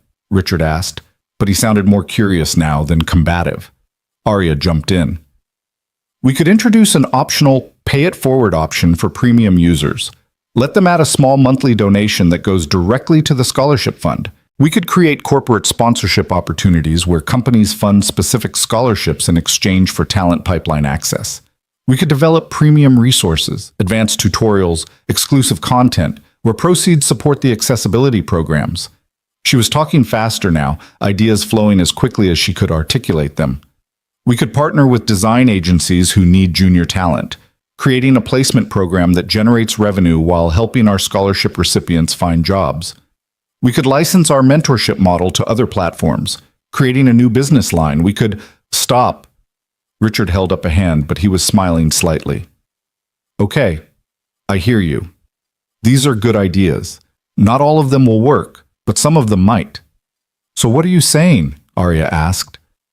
I'm saying, let's table the budget cuts for now. Give me 2 weeks to work with you on revenue diversification strategies. If we can find ways to make these programs more self-sustaining, I'm willing to support them. He looked at Jonah. But I still think we need more financial discipline around how we're spending, clear metrics, regular reviews, accountability for outcomes. Agreed, Jonah said. Arya, you okay with that? Arya nodded, relief flooding through her. Absolutely. I want these programs to be sustainable. I don't want them to be something we have to cut when times get tough. The meeting broke up, people filtering out with various expressions of relief or thoughtfulness. Sarah squeezed Arya's shoulder as she passed. Nice work defending your vision. When the room had cleared except for Jonah and Arya, he turned to her with a tired smile. That was close, he said. Too close. Jonah, I didn't realize how much we were spending. I should have been more careful with the budget. I should have... Stop. You were doing exactly what I asked you to do, building programs that actually help people. Richard's concerns are valid, but so is what we're doing. We just need to find the balance. What if we can't? What if it comes down to a choice between being profitable and being good? Jonah was quiet for a moment. Then we figure out how to be both. But Arya, I want you to understand something. When I started this company, I promised myself I'd never become the kind of CEO who prioritizes money over mission. I've seen too many companies lose their soul chasing quarterly returns. That's not happening here. Not as long as I'm in charge. Even if it costs you. Especially if it costs me. What's the point of being successful if you've compromised everything that made success meaningful? He picked up his laptop. Come on. Let's grab coffee and start brainstorming those revenue ideas. If we're going to prove Richard wrong, we need a solid plan. They spent the next 2 weeks working like they were building the company from scratch again.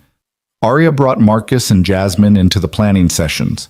Richard joined, surprisingly helpful, once he understood they were taking his concerns seriously. They modeled different scenarios, ran projections, tested assumptions. The pay-it-forward donation option launched first. Within a week, 23% of premium users had opted in, generating an additional $14,000 in monthly revenue earmarked specifically for scholarships. It wasn't huge, but it was a start, and it proved that users wanted to be part of the mission. The corporate sponsorship program took longer to develop, but by the end of the month, they had 3 companies signed on. Tech firms who wanted access to the talent Reed Labs was cultivating, who saw the value in supporting designers from diverse backgrounds. Each sponsorship funded 10 full scholarships, and in return, the companies got early access to hire from the scholarship pool. It's not charity, Arya explained to a potential sponsor. It's enlightened self-interest. You're building relationships with talented designers before your competitors even know they exist. You're diversifying your talent pipeline, and you're investing in the future of the industry. The model worked. By month 2, they had 7 corporate sponsors. By month 3, they had a waiting list. The mentorship program expanded organically, successful mentees becoming mentors themselves, creating a virtuous cycle of knowledge transfer and community building. The hardship fund remained grant-based. Arya had fought hard on this, refusing to turn emergency assistance into something transactional, but they'd tightened the application process based on Richard's feedback, ensuring money went where it was needed most. 4 months after that tense meeting in the conference room, Richard sent a new email. This one had a different tone. The CAI programs are now generating 41% of their operating costs through diversified revenue streams. User growth attributable to CAI initiatives has contributed an estimated $2.1 million in new revenue this quarter. Brand sentiment is at an all-time high. ROI, when properly measured, is significantly positive. I recommend continuing current funding levels and am happy to support modest expansion in Q3. Arya printed that email and put it on her wall, right next to Emma Chen's thank you note. Saturday morning, 6 months after her first day at Reed Labs, Arya walked into the Brew and Bean Cafe carrying a small package wrapped in brown paper. The cafe was crowded, just like it had been that Monday morning that changed everything. But this time, Arya walked in confident, purposeful, knowing exactly where she was going. Jonah was already there, sitting at the same table where they'd first met. Theo was with him, working on homework with intense concentration. When they saw her, both of them smiled. Right on time, Jonah said, gesturing to the empty chair. Coffee's on its way. Arya sat down, setting the package on the table. I wanted to give you something, both of you actually. You didn't have to, Jonah started. I know, I wanted to. She pushed the package toward Theo. Open it. Theo tore into the wrapping with the enthusiasm of a 7-year-old on Christmas morning. Inside was a book, a custom-made picture book with illustrations Arya had created herself. The title read, The Boy Who Made Friends at Coffee Shops. Theo opened it, his eyes going wide. The story was simple but true. A boy and his dad who went to cafes to meet interesting people. The boy's superpower was seeing people for who they really were, not what they looked like. The illustrations showed different people they'd met, including one of a tired woman with a laptop who became their friend. That's you, Theo said, pointing to the illustration. And that's me and Dad. It is, Arya confirmed. I wanted to thank you for being so welcoming when I first started, for making me feel like I belonged. Theo hugged the book to his chest. This is the best present ever. I'm going to read it every night. I'm counting on it, Arya said with a smile. Jonah was staring at the book with an expression that made Arya's chest tight. When he looked up, his eyes were suspiciously bright. Arya, I don't even know what to say. Say you'll keep coming to this cafe every Saturday. Say you'll keep that table where it all started. Deal. He cleared his throat, clearly trying to compose himself. Actually, speaking of this table, I have something too. He pulled out a small brass plaque, the kind that might be mounted on a park bench or a building wall. It read, "Reserved for kind people, in memory of Elena Martinez, who believed in second chances." Arya touched the engraved letters. "Elena? Your investor?" "She passed away 2 weeks ago. Heart attack, completely unexpected. She was only 53. Jonah's voice was rough. "The funeral was yesterday. I didn't tell anyone at work because I didn't want people to make a fuss, but I needed to tell you.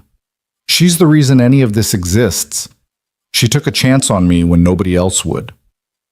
"I'm so sorry, Jonah." "Me too. But I was thinking, she would have loved what you're doing. The accessibility programs, the scholarships, the hardship fund. That was her whole philosophy. Invest in people, not just businesses. Bet on character, not credentials." He tapped the plaque. "I got permission from the cafe owner to mount this here, at this table, so other people can see it. So maybe someone else will offer their seat to a stranger who needs it." Theo, who'd been listening quietly, spoke up. "Miss Elena was nice. She always gave me chocolate when we visited." "She was the best," Jonah agreed. "And Arya, I think she would have really liked you. I wish I could have met her." "Me too. But in a way, you're carrying on her work. You're doing what she taught me to do, seeing the person, not the resume. Taking chances on people everyone else overlooks. She'd be proud of what we've built." They sat in comfortable silence for a moment, the cafe bustling around them, 3 people connected by choices made at this very table. Then the barista brought over their coffee. Arya's vanilla latte, Jonah's black coffee, Theo's hot chocolate with extra whipped cream, and they spent the next hour just talking. Not about work or programs or budgets, but about life. About Theo's upcoming birthday party, about Arya's plans to visit her mother next month, about Jonah's realization that maybe, finally, he was ready to start dating again. "Really?" Arya asked. "That's big." "Terrifying, more like. I haven't been on a date in 15 years. I have no idea how to do this anymore." He laughed, but there was vulnerability underneath it. "What if I'm terrible at it? What if I compare everyone to my wife and nobody measures up?" "Then you go on more dates until you meet someone who doesn't need to measure up because they're perfect in a completely different way," Arya said. "You deserve to be happy, Jonah. Theo deserves to see his dad happy. Elena would tell you the same thing." "Dad's already happy," Theo interjected. "He smiles way more now than before." Jonah ruffled his son's hair. "You know what? The kid's right. I am happier. Work's better. Life's better. Having you at Reed Labs has made everything better, Arya. Not just the programs, though those are incredible, but having someone I can trust completely. Someone who pushes back when I need it. Someone who reminds me why any of this matters." "Right back at you," Arya said. 6 months ago, I was applying to jobs that didn't want me, wondering if I'd ever catch a break. Now I'm running programs that are changing lives. That's because you took a chance on me." "No," Jonah corrected gently. "That's because you were kind to a stranger in a crowded cafe.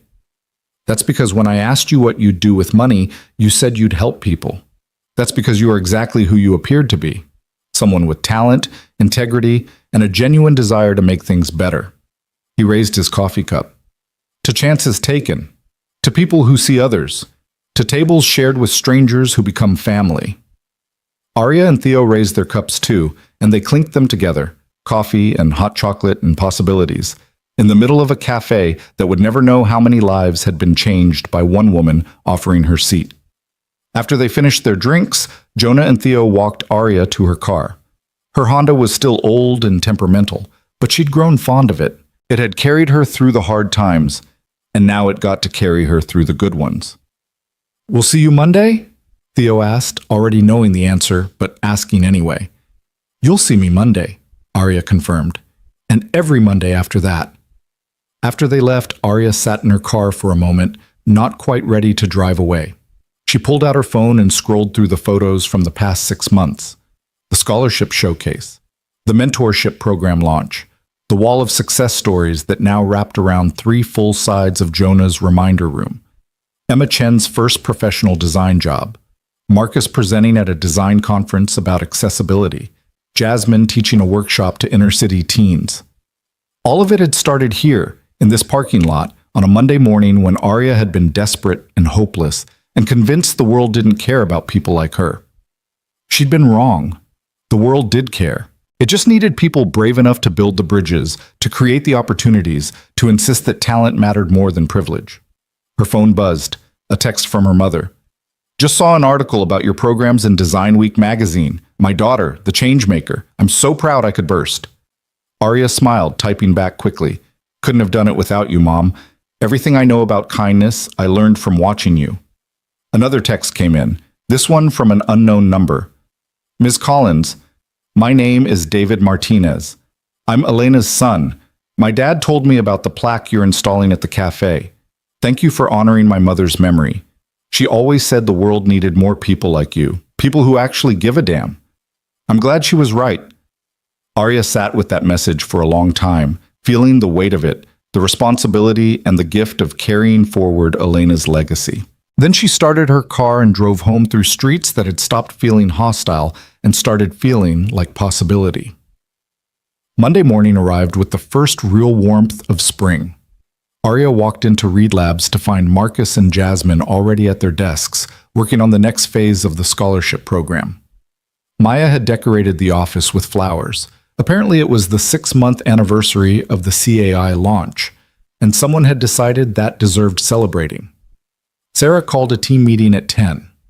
The whole staff crammed into the largest conference room, standing room only. Arya had no idea what this was about. Sarah had been mysteriously vague about the agenda. Jonah stood at the front of the room, looking more relaxed than Arya had ever seen him. He waited until everyone had settled, then began. 6 months ago, we made a bet. We bet that if we focused on our mission, if we put people before profits, if we built programs that actually helped struggling creators, it would make us a better company.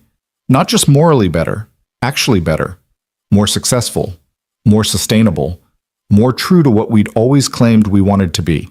He pulled up a slide showing the company metrics. User growth, revenue, retention, engagement, every number was up, some significantly. The bet paid off. We're growing faster than we have in 3 years. We're more profitable. We have better talent, better culture, better relationships with our user base. And it's directly attributable to the work Arya and her team have been doing. Applause filled the room. Arya felt her face flush. But here's the thing, Jonah continued. This isn't just about Reed Labs being successful. It's about proving a model, proving that companies can do well by doing good, that you don't have to choose between profits and purpose, that the old way of doing business, extracting maximum value from users while giving back minimum support, is not only wrong, but also bad strategy. He gestured to Arya. Come up here for a second. Arya walked to the front of the room, her heart pounding, having no idea what was coming. Arya Collins, Jonah said formally. 6 months ago, you joined this company as our creator community advocate. In that time, you've launched programs that have helped 347 designers through scholarships. You've distributed $187,000 in hardship grants to people facing emergencies. You've facilitated 212 mentor-mentee relationships. You've changed hundreds of lives. He paused, looking directly at her. More importantly, you've changed this company. You've reminded us who we're supposed to serve. You've pushed back when we were wrong. You've built bridges between our values and our actions. And you've done it all with integrity, compassion, and the kind of authentic leadership that can't be taught. Jonah pulled out an envelope. Which is why I'm promoting you. Effective immediately, you're our Vice President of Community Impact. You'll continue running the accessibility programs, but you'll also have a seat at the executive table. You'll have input on all major company decisions. You'll have the authority and resources to expand your vision beyond what we've done so far. Arya stared at the envelope, at Jonah, at the room full of people applauding and cheering. Jonah, I've only been here 6 months, and you've accomplished more in 6 months than most people do in 6 years. Take the promotion, Arya. You've earned it. She opened the envelope. Inside was a new employment contract, a new salary that was nearly double what she'd been making, and an increased equity stake in the company. Also a handwritten note from Jonah. You were right about everything. Thank you for not letting me forget why we built this. Keep pushing us to be better. Arya looked up, her eyes stinging with tears she refused to let fall in front of everyone. "I accept, and I promise I'll keep making you uncomfortable when you need it." Jonah laughed. "I'm counting on it." The meeting broke up, people congratulating Arya as they filtered out. Marcus and Jasmine were beaming. Maya hugged her so hard it hurt. Even Jennifer from marketing came over, shaking Arya's hand with what looked like genuine respect. "You were right about the premium tier pricing," Jennifer said quietly. "I was too focused on short-term revenue. I should have listened sooner. I'm glad Jonah promoted you. We need your voice at the executive level." After everyone had left, Arya stood in the empty conference room, holding the contract, trying to process what had just happened. Vice president, executive team, the ability to shape the company's direction at the highest level. It was everything she'd never dared to dream, handed to her because she'd been kind to a stranger in a cafe. Sarah appeared in the doorway. "How are you holding up?" "Honestly, I'm terrified. What if I mess this up? What if I'm not ready for this kind of responsibility?" "Then you'll learn. You'll adapt. You'll ask for help when you need it." Sarah came to stand beside her. "Arya, the reason Jonah promoted you isn't because you know everything. It's because you're willing to admit what you don't know, because you lead with empathy, because you make decisions based on what's right, not what's easy. Those qualities don't change just because your title does." "I just don't want to let anyone down." "You won't. And even if you stumble sometimes, we'll be here to catch you. That's what teams do." Sarah squeezed her shoulder. "Come on, let's get lunch. You need to celebrate before the reality of the new job kicks in and you realize how much more work this is going to be." They went to a small restaurant near the office, the kind of place where you could actually hear yourself think. Over salads and iced tea, Sarah told Arya stories about her own career trajectory, the mistakes she'd made, the lessons she'd learned. "The hardest part of being a leader," Sarah said, "is realizing you can't save everyone. You'll want to help every person who applies for a scholarship, approve every hardship grant, fix every problem. But you can't. You have to make choices. You have to prioritize. You have to accept that doing a lot of good means you can't do all the good." "How do you live with that?" "By remembering that doing some good is better than doing no good. By celebrating the lives you do change instead of mourning the ones you can't reach. By building systems that outlast you so the work continues even after you're gone." Sarah leaned forward. "Arya, you're going to do amazing things in this new role, but you're also going to face hard decisions, budget constraints, impossible choices, criticism from people who think you're not doing enough or doing too much. Are you ready for that?" "I have to be," Arya said, "because if I don't do this, who will? If I let the hard parts scare me away, what happens to all the people counting on these programs?" "Exactly, you get it." Sarah sat back. "That's why you're perfect for this job." That evening, Arya drove to her mother's house for the first time in months. She'd been sending money regularly, paying down the medical debt bit by bit over Catherine's protests, but she hadn't visited in person. Work had consumed her. The programs had demanded every spare moment. But tonight felt important. Tonight, she needed to share this with the person who'd taught her what kindness looked like. Catherine opened the door with a gasp of delight, pulling Arya into a hug that smelled like lavender and home. "Baby girl, why didn't you tell me you were coming? I would have made dinner. I wanted to surprise you, and I have news." They sat at the kitchen table, the same table where Arya had done homework as a kid, where she'd learned to draw while her mother worked double shifts. Arya told her everything, about the promotion, about the expanded budget, about the hundreds of lives they'd changed. "I'm so proud of you," Catherine said, tears streaming down her face. "My baby, a vice president, making the world better, doing exactly what I always knew you would do." "Mom, I need to tell you something else." Arya pulled out her phone, opening her banking app. "I've been paying off your medical debt. Not all of it. I can't afford that yet. But I've paid down $23,000 so far. With the raise, I can pay more. We're going to get you out from under this." Catherine's hand flew to her mouth. "Arya, no. That's your money.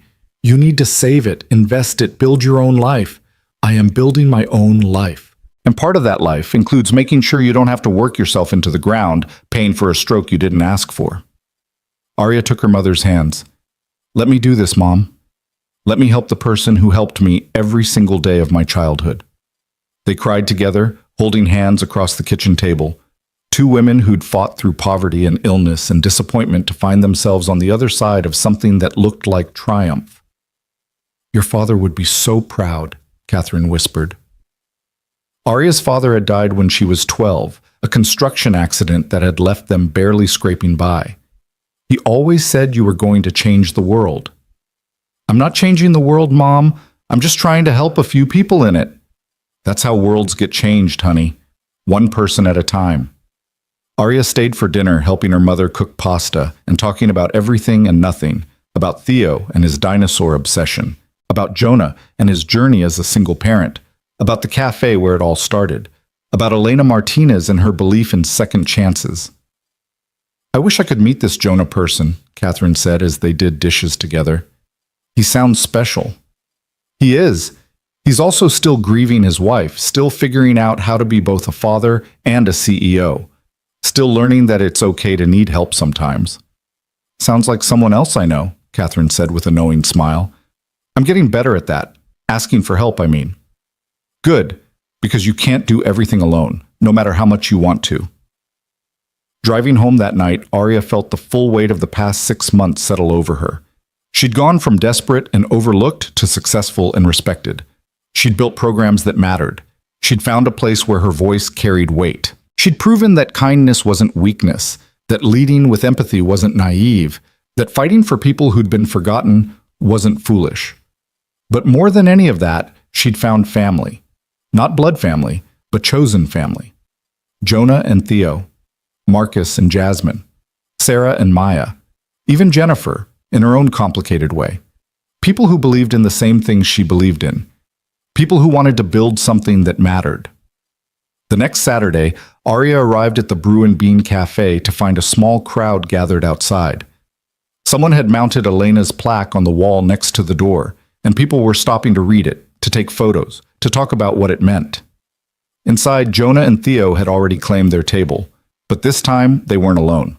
Sarah was there with her wife. Marcus and Jasmine had come with their partners.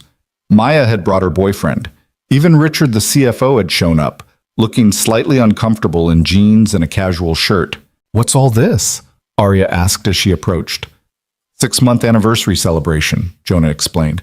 "I figured we should mark the occasion of when everything changed. When you proved that one act of kindness could ripple out and touch hundreds of lives."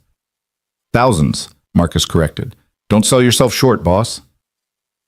They ordered food and coffee and gathered around multiple tables pushed together, this ragtag family bound by mission and purpose. They told stories about the scholarship recipients who'd gone on to get jobs at major companies, about the hardship grants that had prevented evictions and bankruptcies, about the mentorship relationships that had turned into friendships and collaborations. Theo, who'd been listening intently, suddenly spoke up. "Miss Arya, can I ask you a question?" "Always." "Dad told me you didn't know he was rich when you let him sit with you, that you were just being nice. Is that true?" "It's true." "Why were you nice when everyone else wasn't?" Arya thought about how to explain it to a 7-year-old. "Because your dad looked tired, and I remembered what it felt like to be tired and have nobody care, so I cared." "That's a good reason," Theo decided. Then, with the blunt wisdom of children, he added, "I think more people should do that." "Me too, buddy," Jonah said quietly. "Me too." As the afternoon wore on, people started to leave for their own Saturday plans. But Arya stayed, sitting at the original table with Jonah and Theo, watching the cafe around them. New people coming in, taking seats, living their lives. Some of them probably struggling just like she had been. Some of them probably one act of kindness away from something that could change everything. "I've been thinking," Jonah said, breaking the comfortable silence, "about expanding the model. Not just Reed Labs, but other companies. What if we documented everything we've done? The programs, the revenue models, the metrics, and made it available to other tech companies? Showed them how to build accessibility initiatives that actually work?" "You want to give away our competitive advantage?" Arya asked, but she was smiling because she already knew the answer. "I want to scale the impact. If every major platform did even half of what we're doing, imagine how many lives could change. Imagine how different the industry could be. I love it, Arya said. Let's do it. They shook on it, right there at the table that had started everything, sealing another agreement that would ripple out in ways they couldn't fully predict. When it was time to leave, Arya walked out into the late afternoon sunshine feeling complete in a way she'd never felt before. She had work that mattered, people who believed in her, a future that looked bright instead of bleak, and the knowledge that none of it had happened because she was special or chosen or destined for greatness. It had happened because she'd been kind, because when everyone else had protected their space, she'd shared hers, because when a tired stranger had needed a seat, she'd offered one without hesitation or judgment. One small choice, one moment of basic human decency. And everything had changed. Arya got in her Honda, started the engine on the third try, and drove away from the cafe that would forever be sacred ground in her personal history. As she merged into traffic, her phone buzzed with a text from Emma Chen, the scholarship recipient who'd thanked her at the showcase. Just got hired as a junior designer at a major agency. Starting salary is $62,000. I can pay my rent without fear. I can help my parents. I can breathe. Thank you for giving me back my future.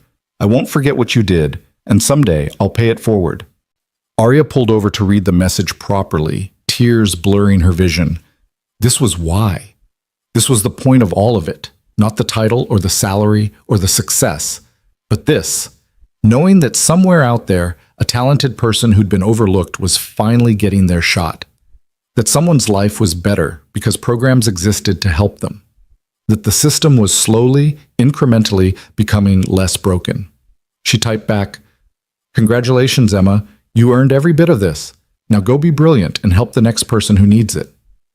Then she sat in her parked car, watching the city move around her, and let herself feel the full magnitude of what they'd built. It wasn't perfect. It would never be perfect. There would always be more people to help, more barriers to remove, more work to do. But it was real. It was substantial. It was proof that things could change, that the world could be kinder, that success and compassion weren't mutually exclusive. Somewhere in this city, right now, someone was sitting in a cafe with a dying laptop and a dream that felt impossible. Someone was choosing between their rent and their software subscription. Someone was one bad break away from giving up entirely.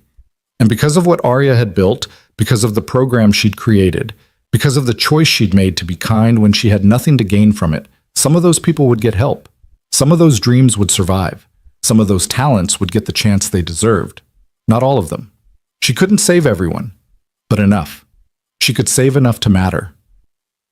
Arya started her car again and drove home through a city that suddenly felt less like a battlefield and more like a community. A place where kindness could still change lives, where one person offering a seat at a crowded table could set in motion a cascade of transformation that touched hundreds, then thousands, then more. She thought about Elena Martinez, who'd taken a chance on a young entrepreneur when nobody else would. About Jonah Reed, who'd disguised himself as a stranger to find out if kindness still existed. About Theo, who believed the best in everyone he met. About her mother, who taught her that helping others wasn't weakness but strength. And she thought about the woman she'd been 6 months ago, desperate, overlooked, convinced the world didn't care about people like her. That woman would never have believed what came next, would never have imagined that one simple act of generosity could become the foundation of a career, a mission, a purpose. But it had. And now Arya Collins, Vice President of Community Impact at Reed Labs, had the resources and the platform to make sure other people got their chances too. To build a world where talent mattered more than privilege, where kindness was rewarded instead of exploited, where the cafe table with the brass plaque reading "Reserved for Kind People" wasn't just a memorial, but a promise. A promise that someone was looking. Someone cared. Someone would see you, even when everyone else looked away. The sun was setting as Arya finally arrived home, painting the sky in shades of orange and gold. She walked into her small apartment, the same apartment she'd lived in when she was struggling, though now it felt like a choice rather than a trap, and opened her laptop one more time. She had work to do, programs to expand, lives to change, a world to make slightly better, one person at a time. But first, she opened a new document and started to write. Note to self: Never forget what it felt like to be desperate. Never forget what it meant when someone showed you kindness. Never forget that the most powerful thing you can do is see people, really see them, and offer help when they need it most. Because sometimes the smallest gesture, one shared table, one genuine smile, one moment of basic human decency, becomes the doorway to everything you were meant to be. She saved the document and closed her laptop, ready to rest before Monday came and the work began again. Ready to keep building, keep helping, keep proving that kindness wasn't naive, but revolutionary. Because in a world that often felt harsh and unforgiving, in an industry that too often valued credentials over character, in a society that made it easy to look away from people who were struggling, Aria Collins had learned the most important lesson of all. The smallest act of kindness can change everything. And at that crowded cafe table, two strangers and a little boy hadn't just become something like a family. They'd become proof that the world could still be good, that people could still surprise you, that sometimes when you offer your seat to someone who needs it, you don't just change their life, you change your own. You,